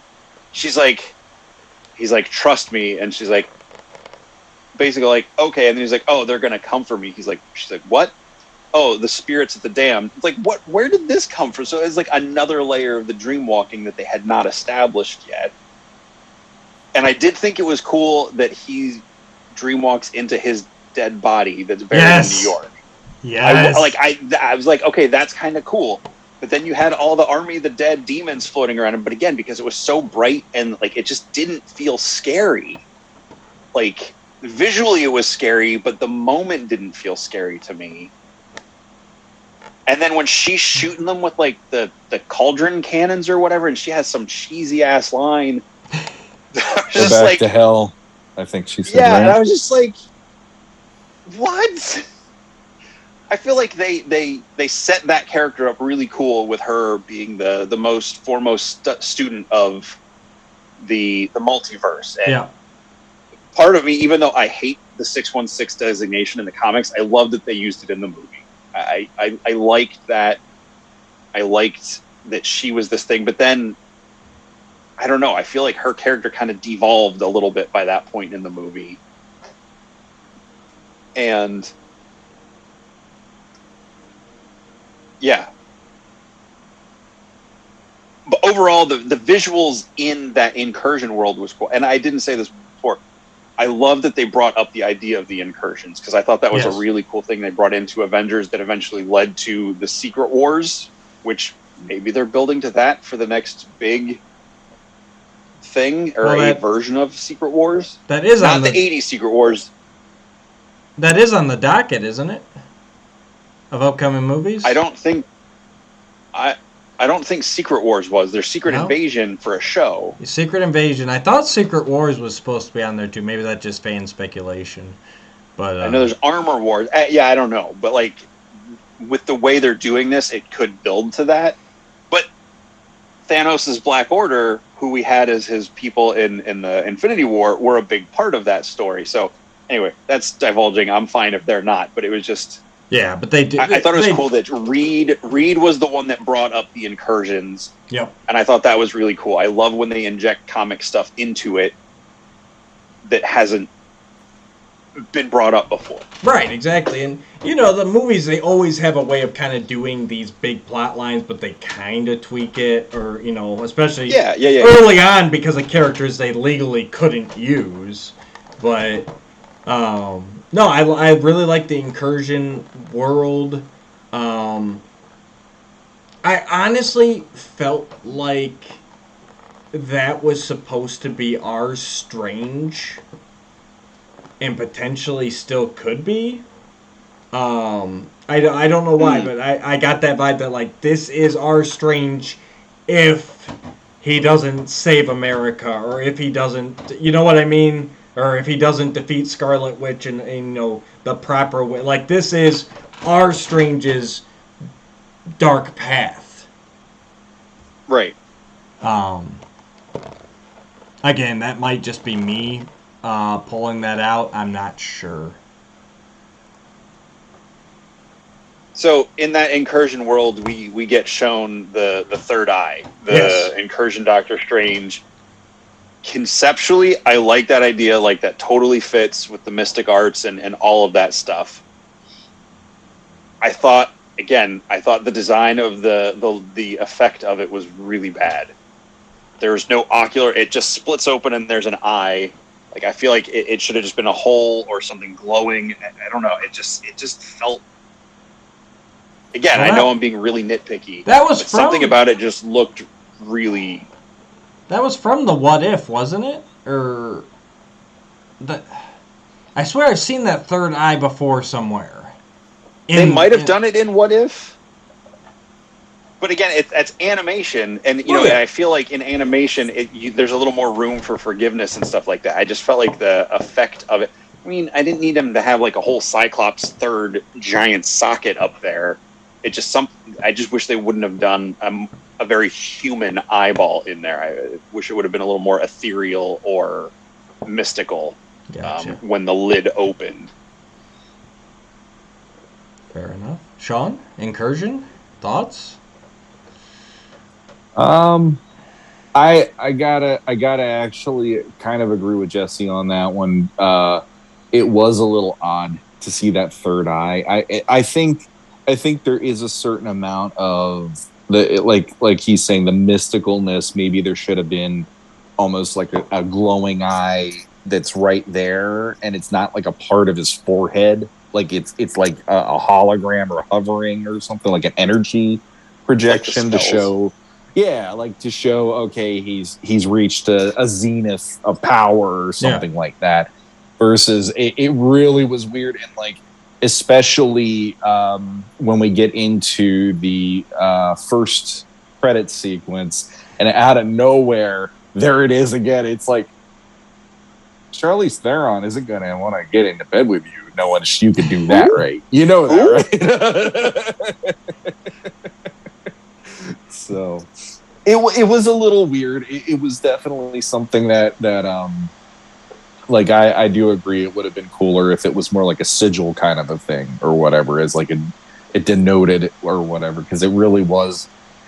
Like my eyes kept going to that eye in that sequence, and just hovering on that. It was almost distracting for me in that the incursion world. But I don't know. That would be kind of interesting to see that being like, okay, here's where it's split, and he didn't win, and this is the version of him possibly that would have been ours if everything fails or whatever, like you were saying. Or he could. I mean, you said it in the credit sequence. We see that now our Doctor Strange has that third eye. So I don't even feel that we're necessarily past that split point yet. Yeah, it's a potential maybe. Yeah. Well, the third eye, doesn't it show up right before the initial credits start? He's walking down the street, everything's fine. Then you hear the music notes start to come back. That was the discordant. It was the mid-credit scene. Yeah. No. Is it? Because he's walking down the street and then he starts screaming, and then it goes to credits. That was right at the credits. And you're right. Credits, and then the mid-credit scene, she shows up. That's right. He's on the street again. Yeah, Clea shows up. Okay, so let's talk about we're awesome. Here. Who is that girl in purple? Because I had no idea who that was. Clea is Doctor Strange's like great love interest from the comics. She's also, I believe, she's also been an antagonist to him at times. Okay. Because everybody's got to be That's flip flop. Well, that's how you do it with your love interest in comics. You have to fight, and real life, you got to fight it. And out, you know, she's a magic user, a mystical, magician as well. Right. That's about the end of my knowledge. I know she's been around. She's okay since the 70s, 60s, whenever. I mean, she's a huge part of his story. Okay. So we're getting a little bit more, push in the comics direction. I like that. I knew that outfit was so striking. I'm like, she has to be somebody. But I personally didn't know who. And that kind of reinforced my thought was that mid-credit scene where, she tells us, she's like, so he's got the third eye. She says something about, you caused an incursion, we have to fix it or something, and then they take off. It's like, all right, so that kind of affirmed me to where it's like, okay, that incursion Strange that we deal with, to me, it's likely that is our Strange, that he was at a future point. Or he can go down a similar him that path. Fails in the future. Yeah, it right. could be another parallel of him. Right. But that's when the third eye comes back again. So he's screaming in pain. We cut to credits, and we get to the mid-credit scene. She shows up, and then he just, like, smiles, says some cheesy-ass line again. Right. Eye pops open, like, let's go. I'm like, you're jumping the gun on stuff again. Like, seeing her was cool. And the way she, like, cuts open reality, like a sheet, I thought that was really cool. But then the third eye that we just saw him screaming in agony over and was a huge threat established with his incursion self, he's now okay with. Yeah. So is this another version of him? Well, what happened in the time there? You know what I mean? Like, I guess it's another one of those things where I've missed something that, like, I feel like they haven't been as like, that's, again, overall... Yeah. This movie makes a lot of leaps without explaining stuff. Well, I think I think we'll get that in the next movie. Like, I think that was definitely a jump forward in time. That, like, hey, down the road this happens. You know what I mean? It's not. I don't think it was meant to be like, he's walking down the street, he screams, he gets back up, and then she shows up. No. You know what I mean? No, totally not, because he's in different clothes. Right, right. I mean, it was obviously enough that it was a different time, or maybe even another alternate Strange. Right. Just that little teaser. Keep wetting the whistle. It would have been cool, like, I don't know, I almost wish we didn't see him screaming in pain at the end, and it was just him walking down the street, and then it cuts to her coming to get him. Yeah. But then I kept waiting for stuff with Wong to come back around, because he takes Shang-Chi and Katie at the end of... Sorry, you haven't watched that yet. Dang it. Spoiler alert. What? Eternals? Nothing? No, he saw Shang-Chi. Yeah. He did. I saw Shang-Chi, yeah. Oh, you saw Shang-Chi. Okay. Yeah. When Wong comes and takes them and shows them to... Yeah. So it's like, I kept waiting for, not necessarily them to show up, but like something with that to connect. I expected some tie too, honestly. Some mention, something. That was another thing I was surprised wasn't there. But again, and I remember we talked about this when I did watch Shang-Chi, is we don't ever really get a landmark to tell us when Shang-Chi takes place. So for all we know... Granted, they haven't done this a lot, but Shang-Chi might take place after Multiverse of Madness. It could. He might not even have met them yet. Because there's really no... That was one of my frustrating parts about that movie, was there's nothing definitively telling me where in the timeline this goes, and that's why I had those questions about Wong in Shang-Chi and how it all ties into the larger story. So yeah, it's... I mean, maybe Wong even goes for Shang-Chi because of... Maybe that... him taking Shang-Chi at the end of it is because of what Doctor Strange goes off to do, What do you say her name was? Kea? Mm-hmm. Yeah, maybe it's got to do with that.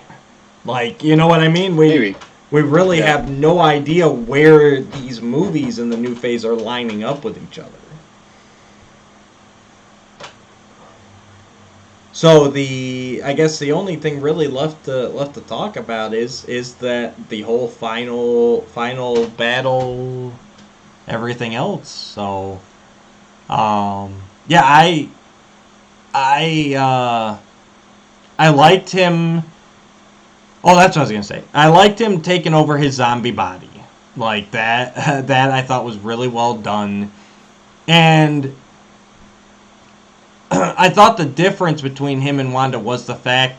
I mean, they say it. They're like, you're not supposed to take over dead bodies. Like, that's against the rules. So I thought that's why he had to deal with those death spirits, and Wanda didn't. And even then, he's like, yeah, I know what I'm about to do is wrong, but it's like, it's the only way I can get into our universe. And I thought it was a really nice callback to the whole, the having the alternate dead body in the beginning. I thought that whole thing kind of tied up real nicely. And Zombie Strange looked cool. I liked it when he took control of the spirits, and those were his like cape in the zombie form. And I just thought the whole visual and the fight and everything, I thought that was really well done. Not to mention those rock monsters that Wanda had. Those golems, I really liked them too. I thought that was all great scenery and everything. Oh, the demons at the end? Yeah, that she has in the fortress. Those golem demon whatever. Yeah. Yeah. Yeah, I like that they name dropped Wundagore Mountain. I was expecting a little more Kirby-esque design into it because of how hard they went Kirby in Ragnarok. And again, different directors and stuff, but Wundagore Mountain's like a weird-ass place. So for it to just be, or at least all we saw was a temple altar for the Scarlet Witch,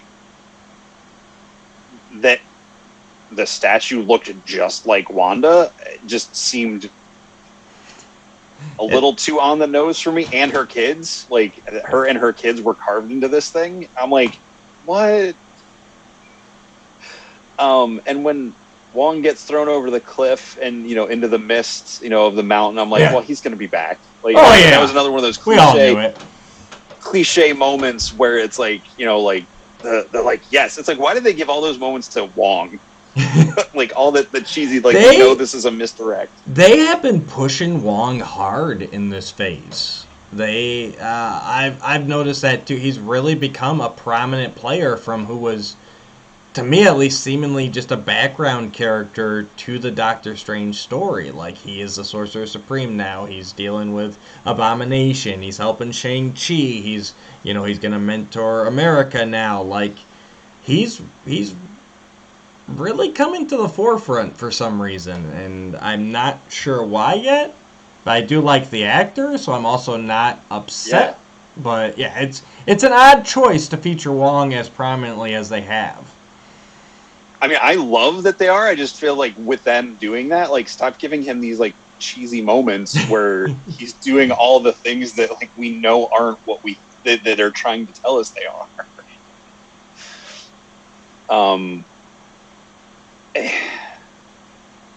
And now we get to my one of my biggest problems with the overall storytelling of the movie is the MacGuffin of the Book of Vishanti. Mm-hmm. They said it's how the movie opens. They're trying to get to it. Yep. They can't get to it. It's the opposite to the Darkhold. It's going to give whatever sorcerer finds it, what they need to defeat their enemy. Mm-hmm. Mm-hmm. And it's all bullshit. Is it though? Yes.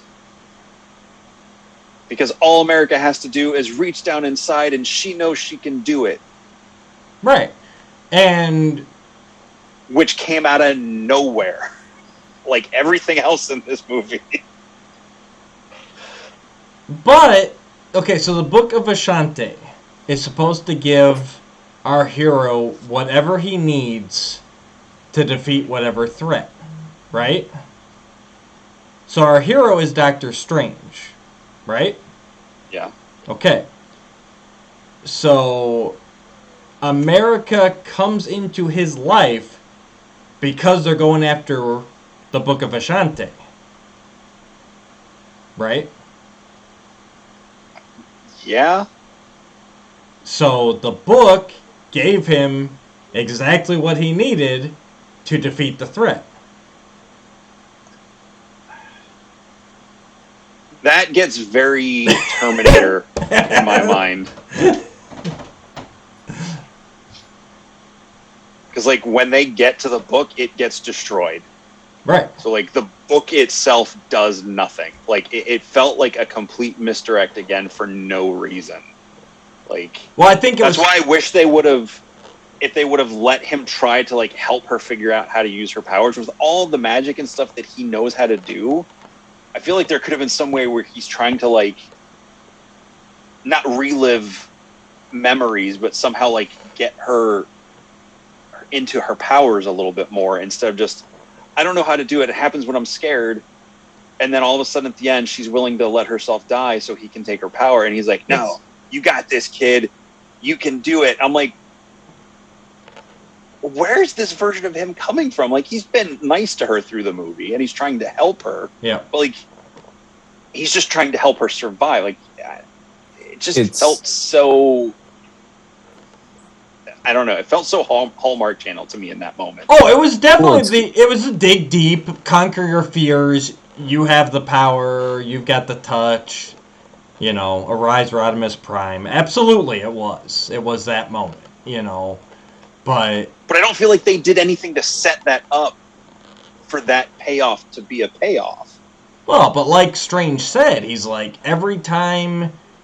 And again, kind of going into that whole Book of Ashante thing, like it will. I mean, that was very ambiguous, anyways. All right, like when they said that, I'm kind of even turning up my eyes. Like I read a lot of comic books, but like it gives you whatever you need to defeat whatever threat you're against, right? Like that's very. But it does feed into the like, you know, she comes into this world because of the questing for the Book of Ashante. She meets our Strange, even after being wronged by other Stranges. And it's a growth for both of them to where she can conquer her fear, she can trust him. He's got to learn to, you know, like Christine said, give up the scalpel, let someone else do the cutting. Like it's not... you know, it's him still dealing with his control issues and his arrogance, you know, but like he tells her, he says, every time you've opened a portal, you've gotten us where we needed to be. You know, it's the believe in yourself. It's all that. Sean, I know you were trying to say something, but I cut you off. Yeah, sorry, go ahead. Well, the other thing too is one of the major things they kept throwing at Strange is you're just like ours, right? And it's his decisions leading up to that moment. He keeps hearing that. Right. It's a constant through the whole movie. And he, even in the beginning when they ended up in that the different version of Earth, that was one of the first things he was like, well, you know, I can control your, and then he just stops. And it's the whole, he's trying his best not to be just like all of them because she's in his care. He wants to not be like everybody else. And he sees the worst versions of himself along the way. And it makes it that he, you know, it's like, I looked at it from just that perspective of, I can't kill her. I cannot do that. Even though Wong believes that's the right thing. And he's the Sorcerer Supreme. I should be bowing to him, which I love that little joke through the movie where it's it's tradition. That was a nice payoff. Bow to you and all that. But I like that was him looking into himself and going, there is another way. Right. And the other way was him helping her to see that every time you use your power, you're not understanding what you're doing, but I get what you're doing now, and this is what you need to do here. Right. That for me, I'm just gonna throw it out there, and this is gonna bug Jesse maybe, I don't know, but that for me was so much easier of a pill to swallow than watching the entire sequel trilogy of Star Wars, watching Rey win at everything. Yes, because that whole thing was just, I was losing my mind after the first movie, going, how is it she can't not be good at everything? Like, she's good at everything.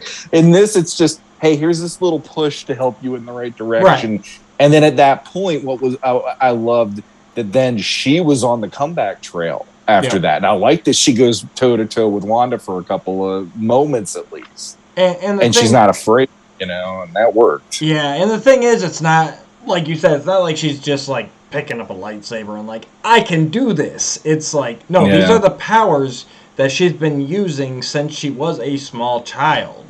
You know, she's just she's filled with so much self-doubt and so much fear that she's never allowed herself to explore them.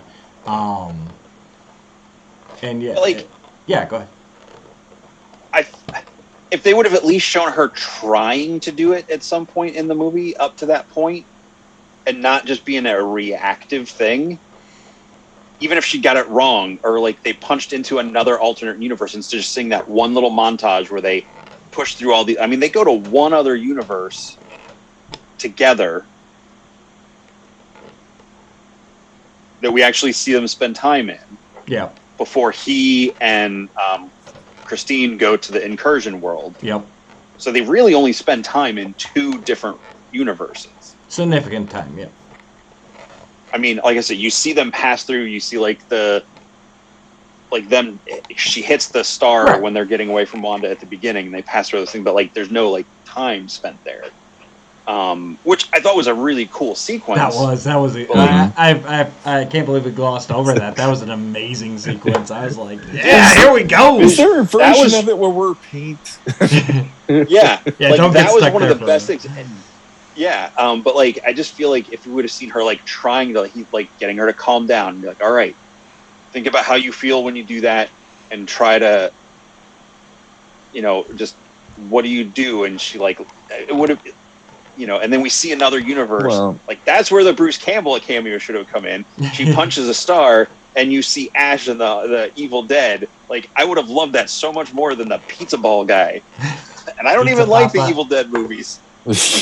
I wish, real quick on Bruce Campbell, I wish he would have taken this opportunity to make Bruce Campbell the chameleon like he was supposed to be.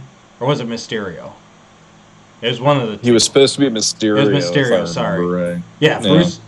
That would have been cool. Bruce Campbell was originally supposed to be Mysterio in the Tobey Spider-Man trilogy, and that's why he shows up in every movie as a different person, and then eventually, he was going to have him be Mysterio. Like, these were all his disguises leading up to this. And I really thought they were going to take this opportunity to cement that, even if it is like we pop into this universe for a second, and like it's Bruce Campbell Mysterio fight. Shoot, have Tobey Spider-Man, you could have done that just CGI with if he's in the suit. Yeah. Like I knew Bruce Campbell was gonna be in it, and I was like, oh, take this opportunity to make this official. And so that was a disappointment, was that he was just the Pizza Papa guy. I thought we were going to see a little more windows into other realities rather than just spending time in whatever flower garden New York City they were in.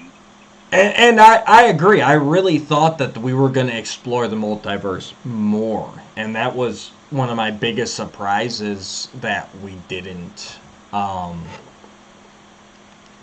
And, honestly, my biggest disappointment in this is, I like the end fight. I like Wong coming back up at the right moment. I'm a sucker for that when the heroes get help when they most desperately need it. I was good with America finding her power, and Steven even realizing that he can't be in control of everything. It's a growth for him still.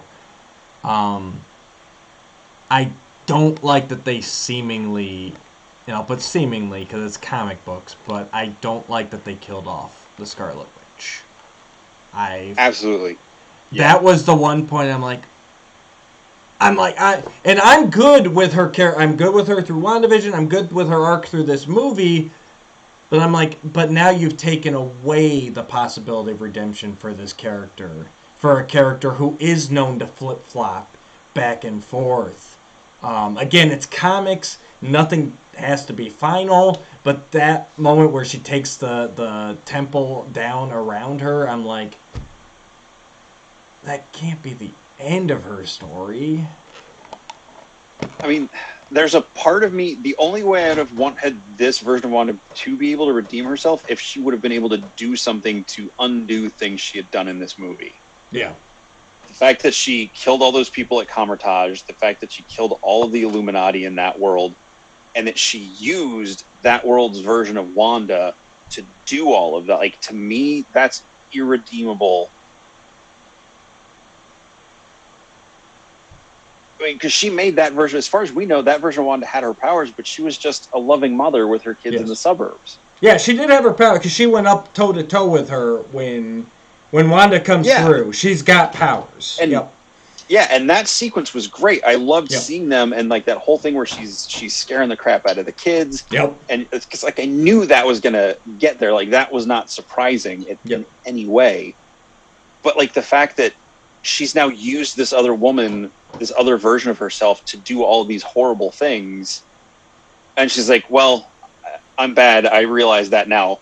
Crush. Yeah. Like I don't know. That just felt so cheesy and cheap and lame to me. I mean, you can call it a cop out, but I would have preferred an undo at the end. She manipulates whatever to I mean, and really it could be twofold. So if she can kind of roll back the time on what she did to the other Wanda, that puts your Illuminati of that world back.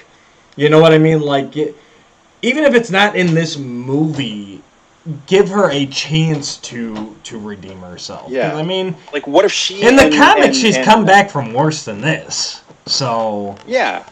Well, like, what if like her and America like work together and straight? Like, what if the three of them work together to undo this? Or this was all, you know? Again, I know you said that could be a cop out, but like, what if this whole thing was them? No, that would have been really bad. That would have been worse. Never mind. Disregard whatever Jesse just thought. But no, I agree. Even if this movie had ended with the three of them, like, you know, do the same thing. Wanda takes down the temple. She gives up the Darkhold, and she's like, you know, "Oh, you're gonna seal me away or something." And Strange is like, "No, you've got to mend what you've done." This. And leave it there so that we can explore that later, I thought would be a better ending. Because like I said, I like the character. She's been a hero. She's been a villain. It felt so final at the end there, and that's what I didn't like. It's like, you know, I can get with her arc in this, but give her a chance to come back again. Sean? Yes. Thoughts? There's a part of me that would be curious to see what they do after this, because a lot of people were wondering how mutants are going to get into the MCU. And we're still waiting. We're still waiting technically.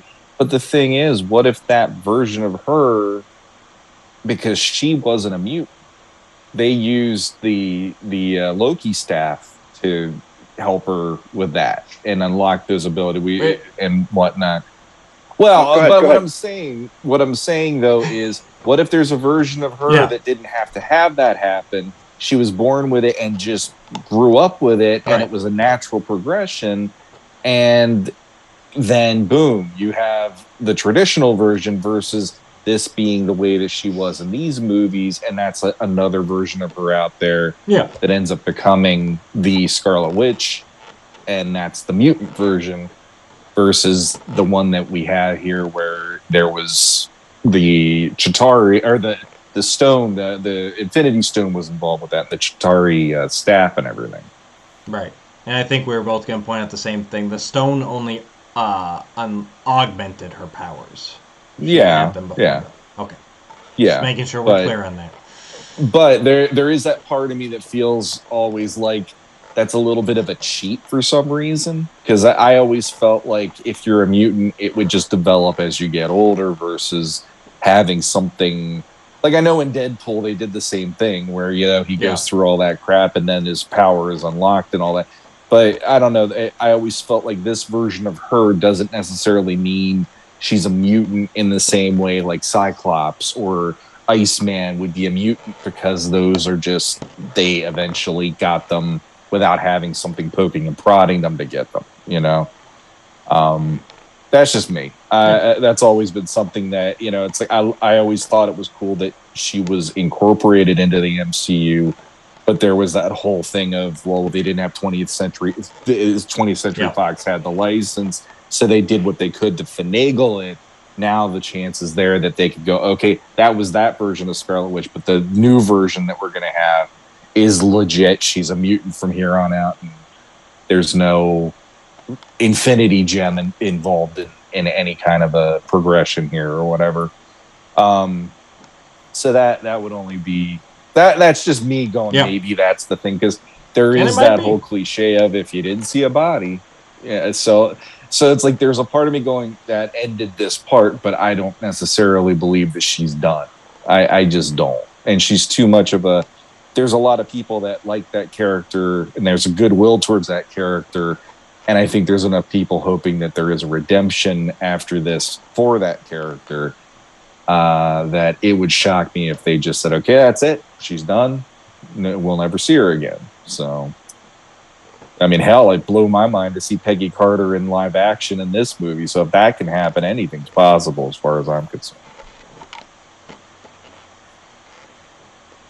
And by the way, going back to the musical fight, that didn't work for me either.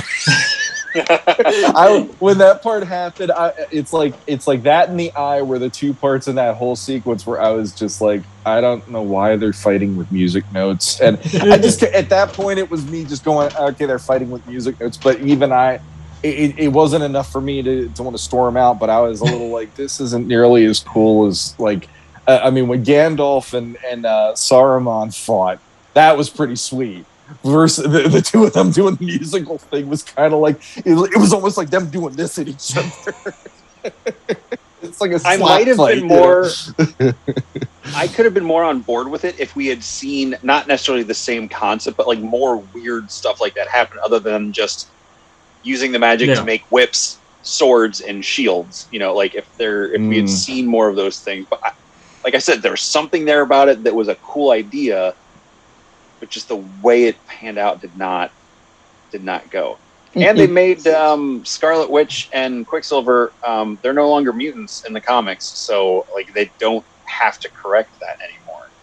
Well, I don't know. You kind of get the feeling that Sam Raimi wants to have a musical eventually, because Spider-Man 3 and this, and it's like Steven Spielberg wanted to do a musical. He got to do the beginning of Temple of Doom, and then he got West Side Story like 40 years later. You know what I mean? It's Sam Raimi. Your time will come in the next decade, I'm sure. Let him do the real Our World Rogers the musical. That's gonna be coming. You realize that, like, someone's going to I would not be that. shocked. So, I guess for me, so that kind of brings up the biggest part of this whole thing is we're still waiting on the mutants in the main MCU universe. It's like everything. So we thought WandaVision was gonna do it. We thought this was gonna do it. It's like it really feels like Marvel at this point is just like, yeah, we're not gonna do it anytime you expect it to. But even as a whole, I felt like this did not hit the multiverse aspect anywhere near that I thought it was going to. What with Loki setting up King as a next kind of big bad, with the No Way Home setting up the idea of the multiverse and these different realities. And this one was, like you said, it was very much, we went through a bunch, but we were in the utopia and the incursion, and like that's pretty much it. And then whatever reality that Zombie Strange came from. I mean, she spent time there. But yeah. I don't know. I guess going into it, I really thought that this was going to kind of shape this whole multiversal war that they keep kind of hinting at and everything, and it still really didn't. And so I'm still, like I said, going into it, I felt this was really going to set up this next phase, and I still feel lost as far as the whole phase arc. You know, because you've got Shang-Chi, you've got Eternals, you've got this now, and then the Disney Plus shows, and none of those, they're all kind of hinting at stuff, but there's no clear path that they're going on. So, I don't know, that part kind of bugs me still, because it feels like at this point, especially in the first one, like you knew that first arc was the Infinity Stones. By this point in the phase, you at least kind of had an idea of where it's going, and this one's just kind of like, yeah, there's like multiverses and King, and we're gonna do stuff. I mean, the Infinity Stones, I don't think we really knew that was a thing until Guardians of the Galaxy. Which was the... Well, I mean, there was a speculation about... You had the Tesseract in... Oh, no, that wasn't all the way till Avengers, was it? Yeah. Well, the Tesseract was in Cap. It was in Cap, yep. So... And then it went into Avengers. And we didn't know the other stuff added up until... Thor had something, too, didn't it? The first Thor? He had the... That was after Avengers, though. Was Thor Maybe 2. I'm just thinking getting my timelines messed up. Because, like, if we had Iron Man, if you count Incredible Hulk, Iron Man 2, Thor, and Cap were all the preludes to Avengers. You had the Tesseract, but we didn't know it was an Infinity Stone yet. True. And then when we got to Thor 2, we didn't know the Ether was an Infinity Stone. But it's not a stone. Someone needs to stop saying that. Someone said that before. Like a Bloody Mary. So I guess really we gotta wait for a team-up movie. Which I guess technically this wasn't because they were fighting against each other. So yeah, how many movies into the phase are we? We've got the shows. Well, see, and that's where it gets kind of murky because technically No Way Home is part of this phase, right? Right. No Way Home, Shang-Chi, Eternals, and this. Right. So we're 4 movies in. Technically Black Widow, but it takes place back then, so that I don't count that. I wouldn't count Black Widow. No, because that's back in the timeline. And then we have Thor coming out later on. Maybe that'll help a little bit, but who knows? But that doesn't really feel like it's really gonna will. Because I feel like there's this big multiverse push in this phase, but right. And I don't think Thor's gonna get into that. I think that's going to be his journey, his redemption. Ant-Man is supposed to have Kang in it, though. All right, if I remember right, Quantumania or whatever. Yeah. So that one's going to be a little more probably of what you're hoping for in this, because that's going to deal with more of that aspect, I think. But it is like I kind of agree. Like this phase to me has been the most. There's no direct, this is what they're doing.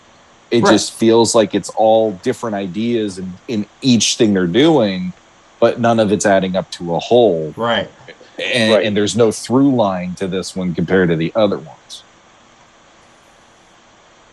So I think the problem is because we had a bunch of movies that built to what we now know as the Infinity Saga. Yeah. It was 8 movies in before we really knew that the stones were part of this. I guess at the end of Avengers we saw Thanos, right? Right. Yep. So it kind of alluded to that, and at the end of Thor 2 we saw him putting on the glove, right? Or was that the end of Guardians? When he's like, I guess I'll do it myself. I thought that was was that Guardians? I think it was it might have been Guardians 2. Because when he said but it was still still further along than we are now in this phase. I guess, but thinking in my head, right? I agree. It definitely was farther along movie-wise. But, like we've talked about before, Iron Man comes out. You don't even really know this is going to be a universe, right? They threw that whole Avengers Initiative tag at the end. Like, they even said, like, they're like, we're just going to throw this here. It'll be a fun Easter egg for the fans. You know, probably nothing's going to come of it. And then kind of this MCU is born out of that. So,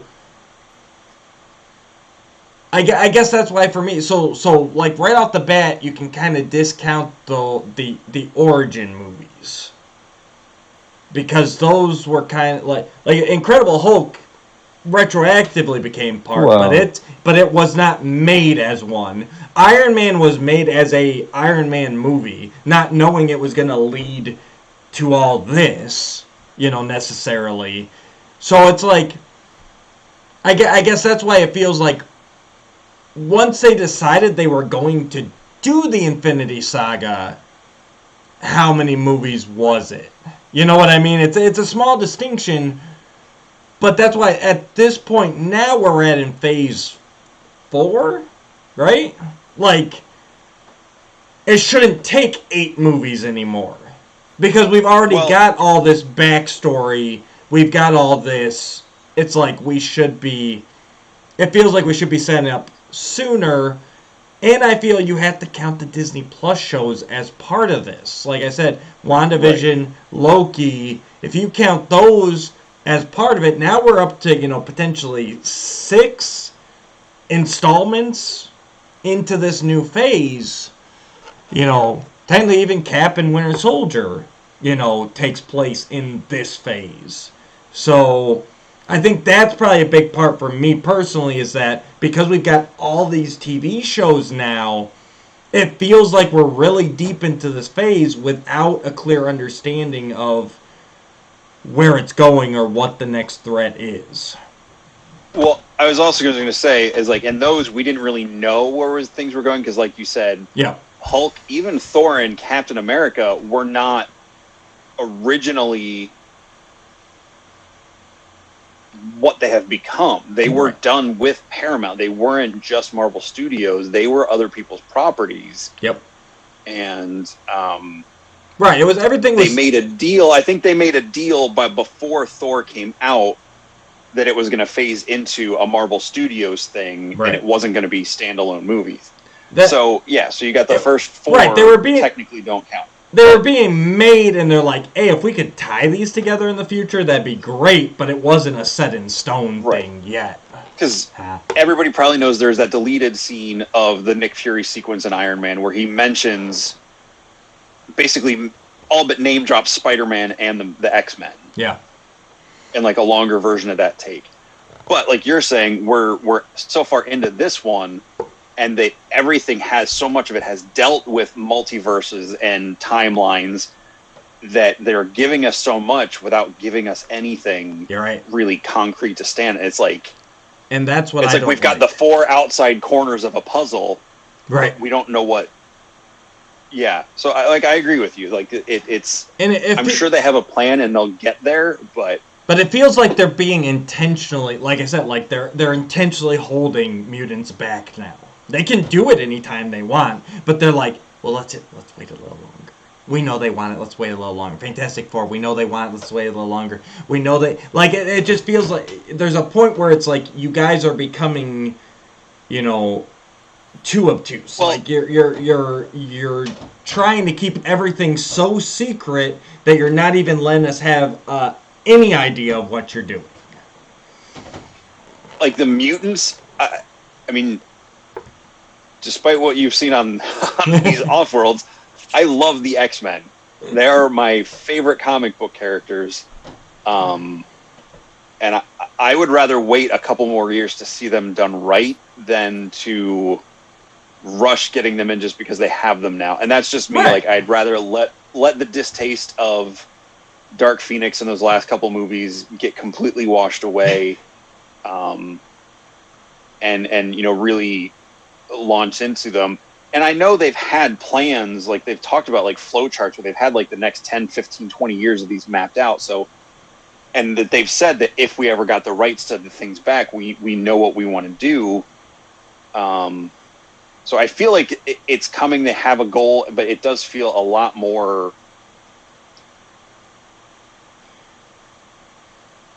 Yeah, like I said, they're giving us more, but they're not giving us enough to land on anything. So, and I'll agree with you. I want them all done right, but I also feel like taking this time right now to sprinkle little things in will help them do it right later.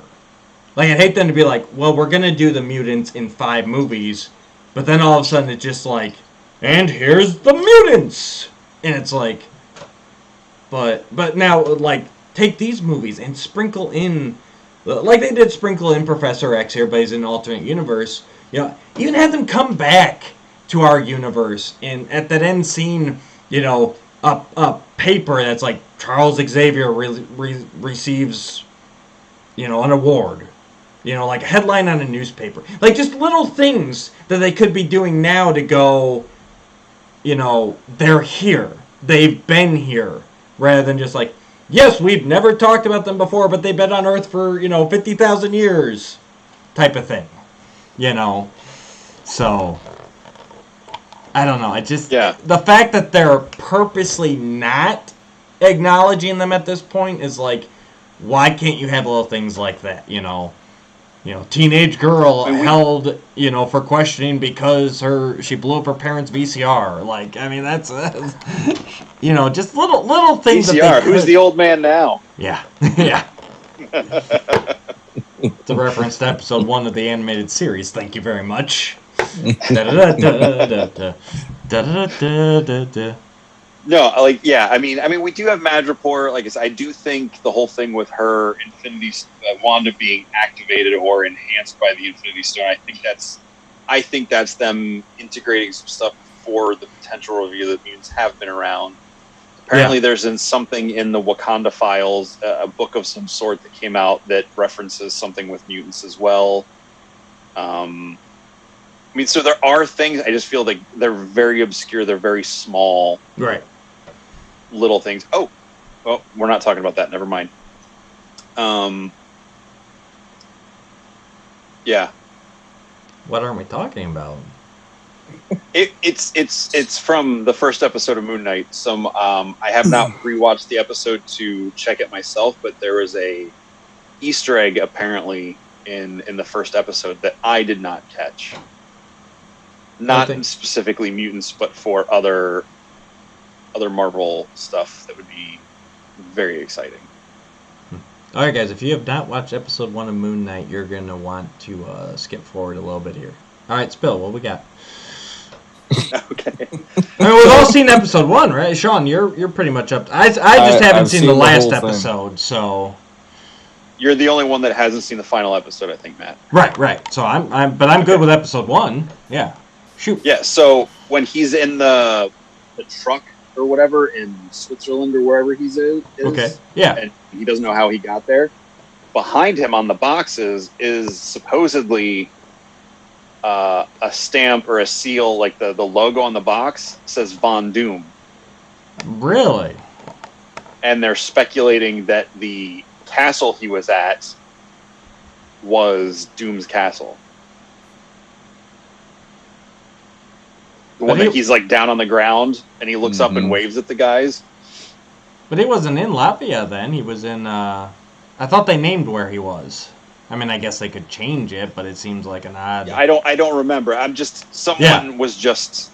No, I got you. I haven't rewatched to check that, but they zoom in on the boxes behind him, and it's either upside down or sideways, and you see like the lowercase Von and the beginning of like a D and an O. No, I mean, and it lines up with everything, right? Like I said, we got John now, you know, in the Reed Richards suit. Yeah. With, you know, Von Doom. I want to see the Fantastic Four before I see the X-Men show up. Oh, for sure. But again, like, which is a weird thing for me to say, but sprinkle little things in there. I hate when things are just like, and trust us, it was there all the time. It's like you have the opportunity right now to be sowing these seeds, and you know. take the opportunity, I guess. Don't be, and we've seen Marvel's been very protective of their secrets lately. I mean, that the entire Doctor Strange trailer, the one that I saw at least, was an entire misdirect. Like, that whole thing was cut. Oh, yeah. With the purpose of not letting you know a single thing that was happening in this movie. You know?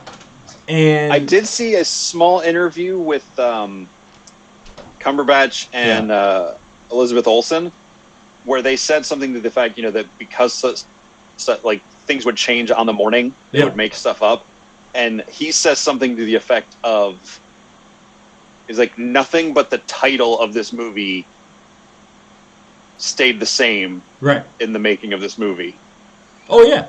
No, I guarantee you, the script that we saw eventually is not a script that ever went out anywhere early in the process. Like, and that, imagine doing the press for these things as the actors.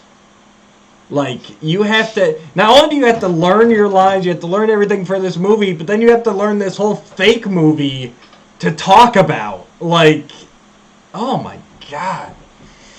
That would be worse. I took it more of the director was changing things, or the producers were changing things, as opposed to. Oh, I figured. Yeah, because they have that whole line about him, Doctor Strange. Things just got out of hand. Like, he never says that. Yeah. They say they repeat him quoting that for the Utopia version of Strange, but there's so many things that were. Oh yeah. And in a way, I appreciated that the trailer had stuff that we didn't see. I kind of like that bait and switch. Oh, they do that all the time. Yeah. The Hulk fighting in Wakanda in Infinity War. That sort of thing. I feel like this was the most yes, obvious how much was different from that first trailer. Oh yeah. No, I completely agree. It just the whole but I guess that's what I'm getting at, is that, there's a point where you're being too secretive, and I feel like they're getting really close to that, where it's like, you guys are going to kill some of the anticipation for this by continuing to be this manipulative. Yeah. They're gonna Ocean's 12 it. Yeah. Sean, you with us, buddy? Mm-hmm. Okay. I'm here. All right. Well, how about a final ranking? How about that? 1 through 10, 1 being absolute garbage and 10 being the perfect movie. Where would you guys rank this one? You said 1 is garbage, 10 is great movie? Right. And you can pick any number in between there on the very 0.5? 0.5. Wow. All right. Is the only MCU movie I do not like. Now, I will eat my words. There are a lot of times I see a movie a second time after I was disappointed by it. When I see it the second time knowing what's coming, I'm more okay with it and I get into it more. With the amount of things I did not like in this movie, I don't see that happening, but I could change my mind if I see it again. All right, we'll have to check back in with Jesse on that. Sean, you get to follow up to 0.5. Yeah, I'd give it at least a solid 7 out of 10. Honestly, it was for me. It was in the mid-range for Marvel. Like it wasn't. It surprised me with the Scarlet Witch part. Yeah. That was definitely a way out of left field moment, but it's not like it is. There is a lot of convolutedness to the movie. Just sitting there watching it the first time, and I feel like it is one that you gotta watch it multiple times to just make sure you get everything after a certain point. Oh yeah, for sure. Because there is a lot happening in this one, but yeah, like it progressed a little bit in certain things, but I also felt like it gave you the typical superhero fare that we have become accustomed to as well. Yeah, I got. I'm gonna go an 8. I'm gonna go a little bit above you. I kind of the same reasonings. It's definitely in the grand scheme of MCU movies. It's definitely middle of the pack. I'm gonna give them credit because they did surprise me in plotline, and that is a big thing for me. It's something I feel doesn't happen. Well, I know it doesn't happen to me a lot lately. Like I can usually kind of tell where a story's going, and this one repeatedly threw me off of that. Granted, I would have liked some bigger, like I said, some bigger explanation for some stuff that's happening in the phase as a whole, but that's on me. Like, that's my expectation I put in it. I can't hold that against the movie itself. There was a lot of great visuals, great acting, and like I said, that the storyline just surprised me throughout. I got to give him big props for that. The cameos that I never expected to see.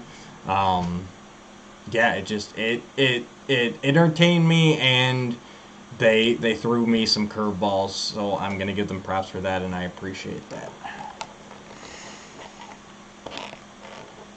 All right. Wow.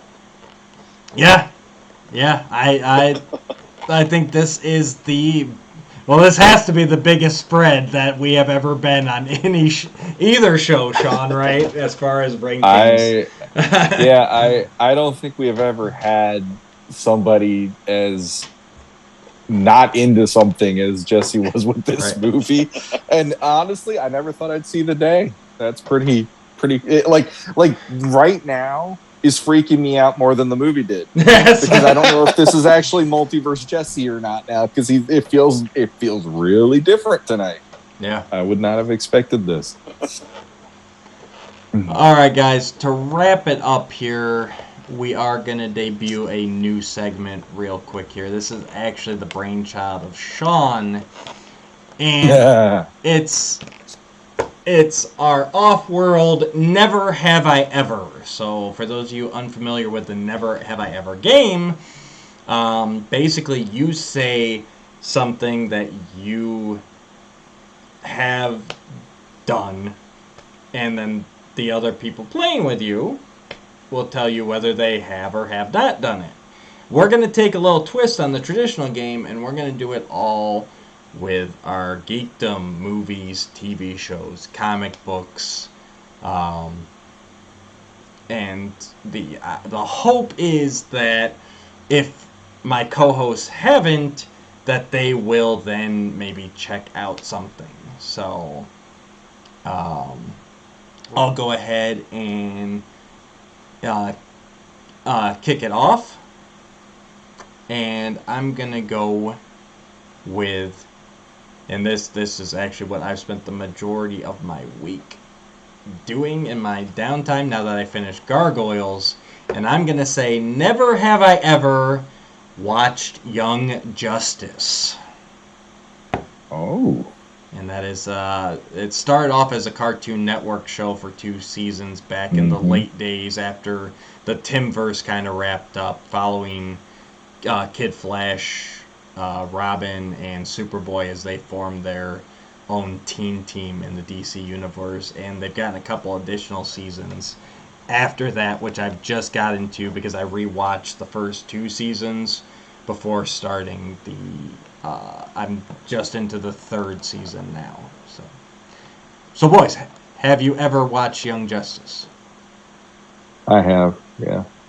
I have not watched it the entire way through, but I have watched what I could, and I was very into what the show was about. So I would recommend it, and honestly, I need to go back to it myself. Yeah. So definitely watch. But yes, definitely watch. I thought about just jumping into that 3rd and 4th season, the new ones that were made for HBO Max, but I changed my mind. I'm really grateful I did, because I did forget. There's a lot of plot points in that. It is definitely a continuous story, and that's one you got to start and watch through. Yeah. Jesse? I have not. Okay. I'll just check out the first. I think just the first episode or 2. It'll either hook you or it won't. Okay. And just know that there's a lot of payoff. I don't want to say too much, but there's a lot of payoff to getting through the whole season. And I don't think it's a spoiler, but there's always some time in between seasons, which I really appreciate. They don't necessarily show you a lot, but like it helps you not get bogged down. Because we're not slowly going through the changes. Whenever a new season starts, it'll be like, like between the first and second season, there's 5 years in between the two seasons. And yes, you do have to kind of, play some catch up in season 2. Like you're going to be thrown off for a bit. Like, where's this person? Why is this that? But like I said, it also helps you not get bogged down in the. Now we gotta slowly wait for this character to make their strides. It's like, no, it just happened, and we pick back up with them. But yeah, so if you do choose to check that out, I think just the first couple episodes should hook you. Who wants to go next? Very cool. Sean. Oh, never have I ever sat through the entire movie of Eternals. God darn you! Well. Guess I'm watching Eternals now. I'm not trying to make anybody watch. I know Jesse has, and he said good things. I have sat through, I want to say the first 15 or so minutes, and I was like, I'm good, and I walked away from it. So that's why I'm just like, I have never finished it. It just didn't hit me. I have a feeling I need to see it I'm sure it's coming up here eventually in the MCU, so but yeah, it's one of those I've just never made the time yet. But yes, I will check out Eternals. Jesse, you've seen Eternals? I have multiple times. Multiple times. Yes. I actually really like it. Yeah, and I have no like strong attachment to any of those characters from the comics. Like I've read like 6 or 7 issues of the most recent run. Just again, like with Doctor Strange. Right. I read some of that Jason Aaron run. I just wanted to get a little idea of what they were about before I saw the movie. Just because I've known they were a thing, but I didn't know much about them. So. Right. Very nice. All right, Jesse, finish us off. Never have I ever. Never have I ever watched Star Wars Rebels. Nope. Never watched it. I have not. I didn't even finish Clone Wars, so. Obviously, it's 4 seasons. I don't expect anybody to watch all of it unless they like it. Yep. First season is a lot of introducing you to the new characters and kind of setting everything up. There are some important things that happen, but it really hits its stride, I think, in season 2. I don't think it's spoiling anything for this point for you guys, but Ahsoka is my favorite character, and she does play into the story at one point, and I believe there's an episode, I think it's called Twilight of the Apprentice, I could be wrong, that deals with her, and it has one of my favorite Star Wars confrontations, period, in it. Okay. So, do I need to see Clone Wars before I see Rebels? No. Okay. You don't have to, because I can't remember if I finished Clone Wars before I watched Rebels or not. I might have, because I think Rebels was still coming out. But the last season of Clone Wars had not come out. Gotcha. Before Rebels finished, so that season 7 of Clone Wars was only like last year, the year before. So right. Yeah. Okay. I will be checking out. I have seen. I saw some of the first season of it, and I can say you don't need to watch Clone Wars because I was watching it. And it was. Okay. I was picking up with it. That's what I mean. You know enough. The only thing you would need to know from Clone Wars going into it, because it takes place about 5 to 6 years before the events of New Hope, is that, again, for the Ahsoka storyline, is she leaves the Jedi Right. She leaves the Jedi. Right. The Order. At the end of season 5 in Clone Wars.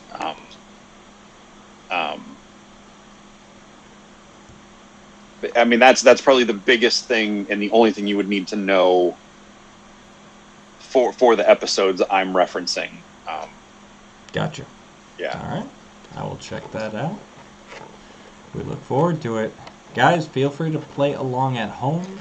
And the hope is next time, now that we're doing this, next time we have an Off-World, we'll start off the segment with our thoughts on the things we were forced to watch. So, yeah. If you guys enjoyed the show, please feel free, like, share, subscribe, ring that bell so you get notified when a new episode is dropped. We just want to thank all you guys for the support.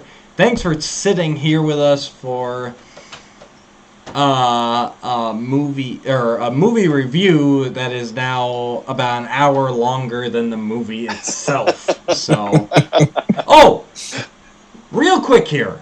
That's something I wanted to bring up. Thank you, Marvel. 2 hours, 6-minute runtime. Thank you.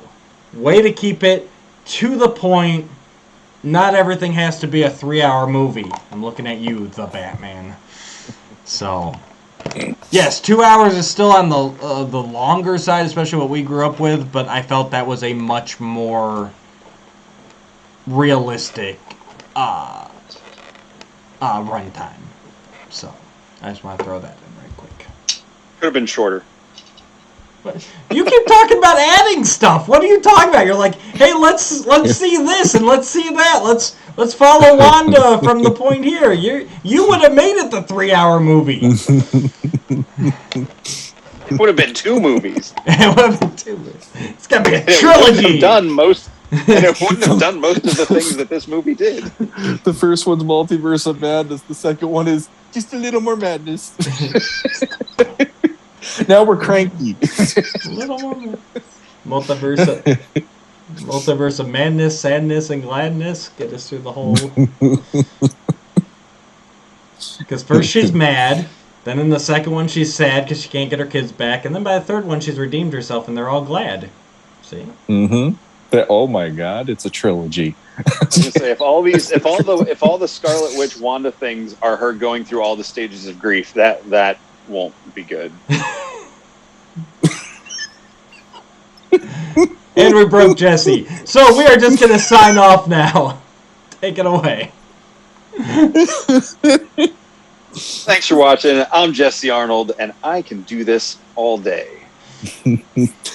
Thanks for watching. I'm Sean Scafarna, and you've got the touch. You've got the power. And as always, I'm Matthew Dooch. I appreciate you guys tuning in. And until next time, it's over!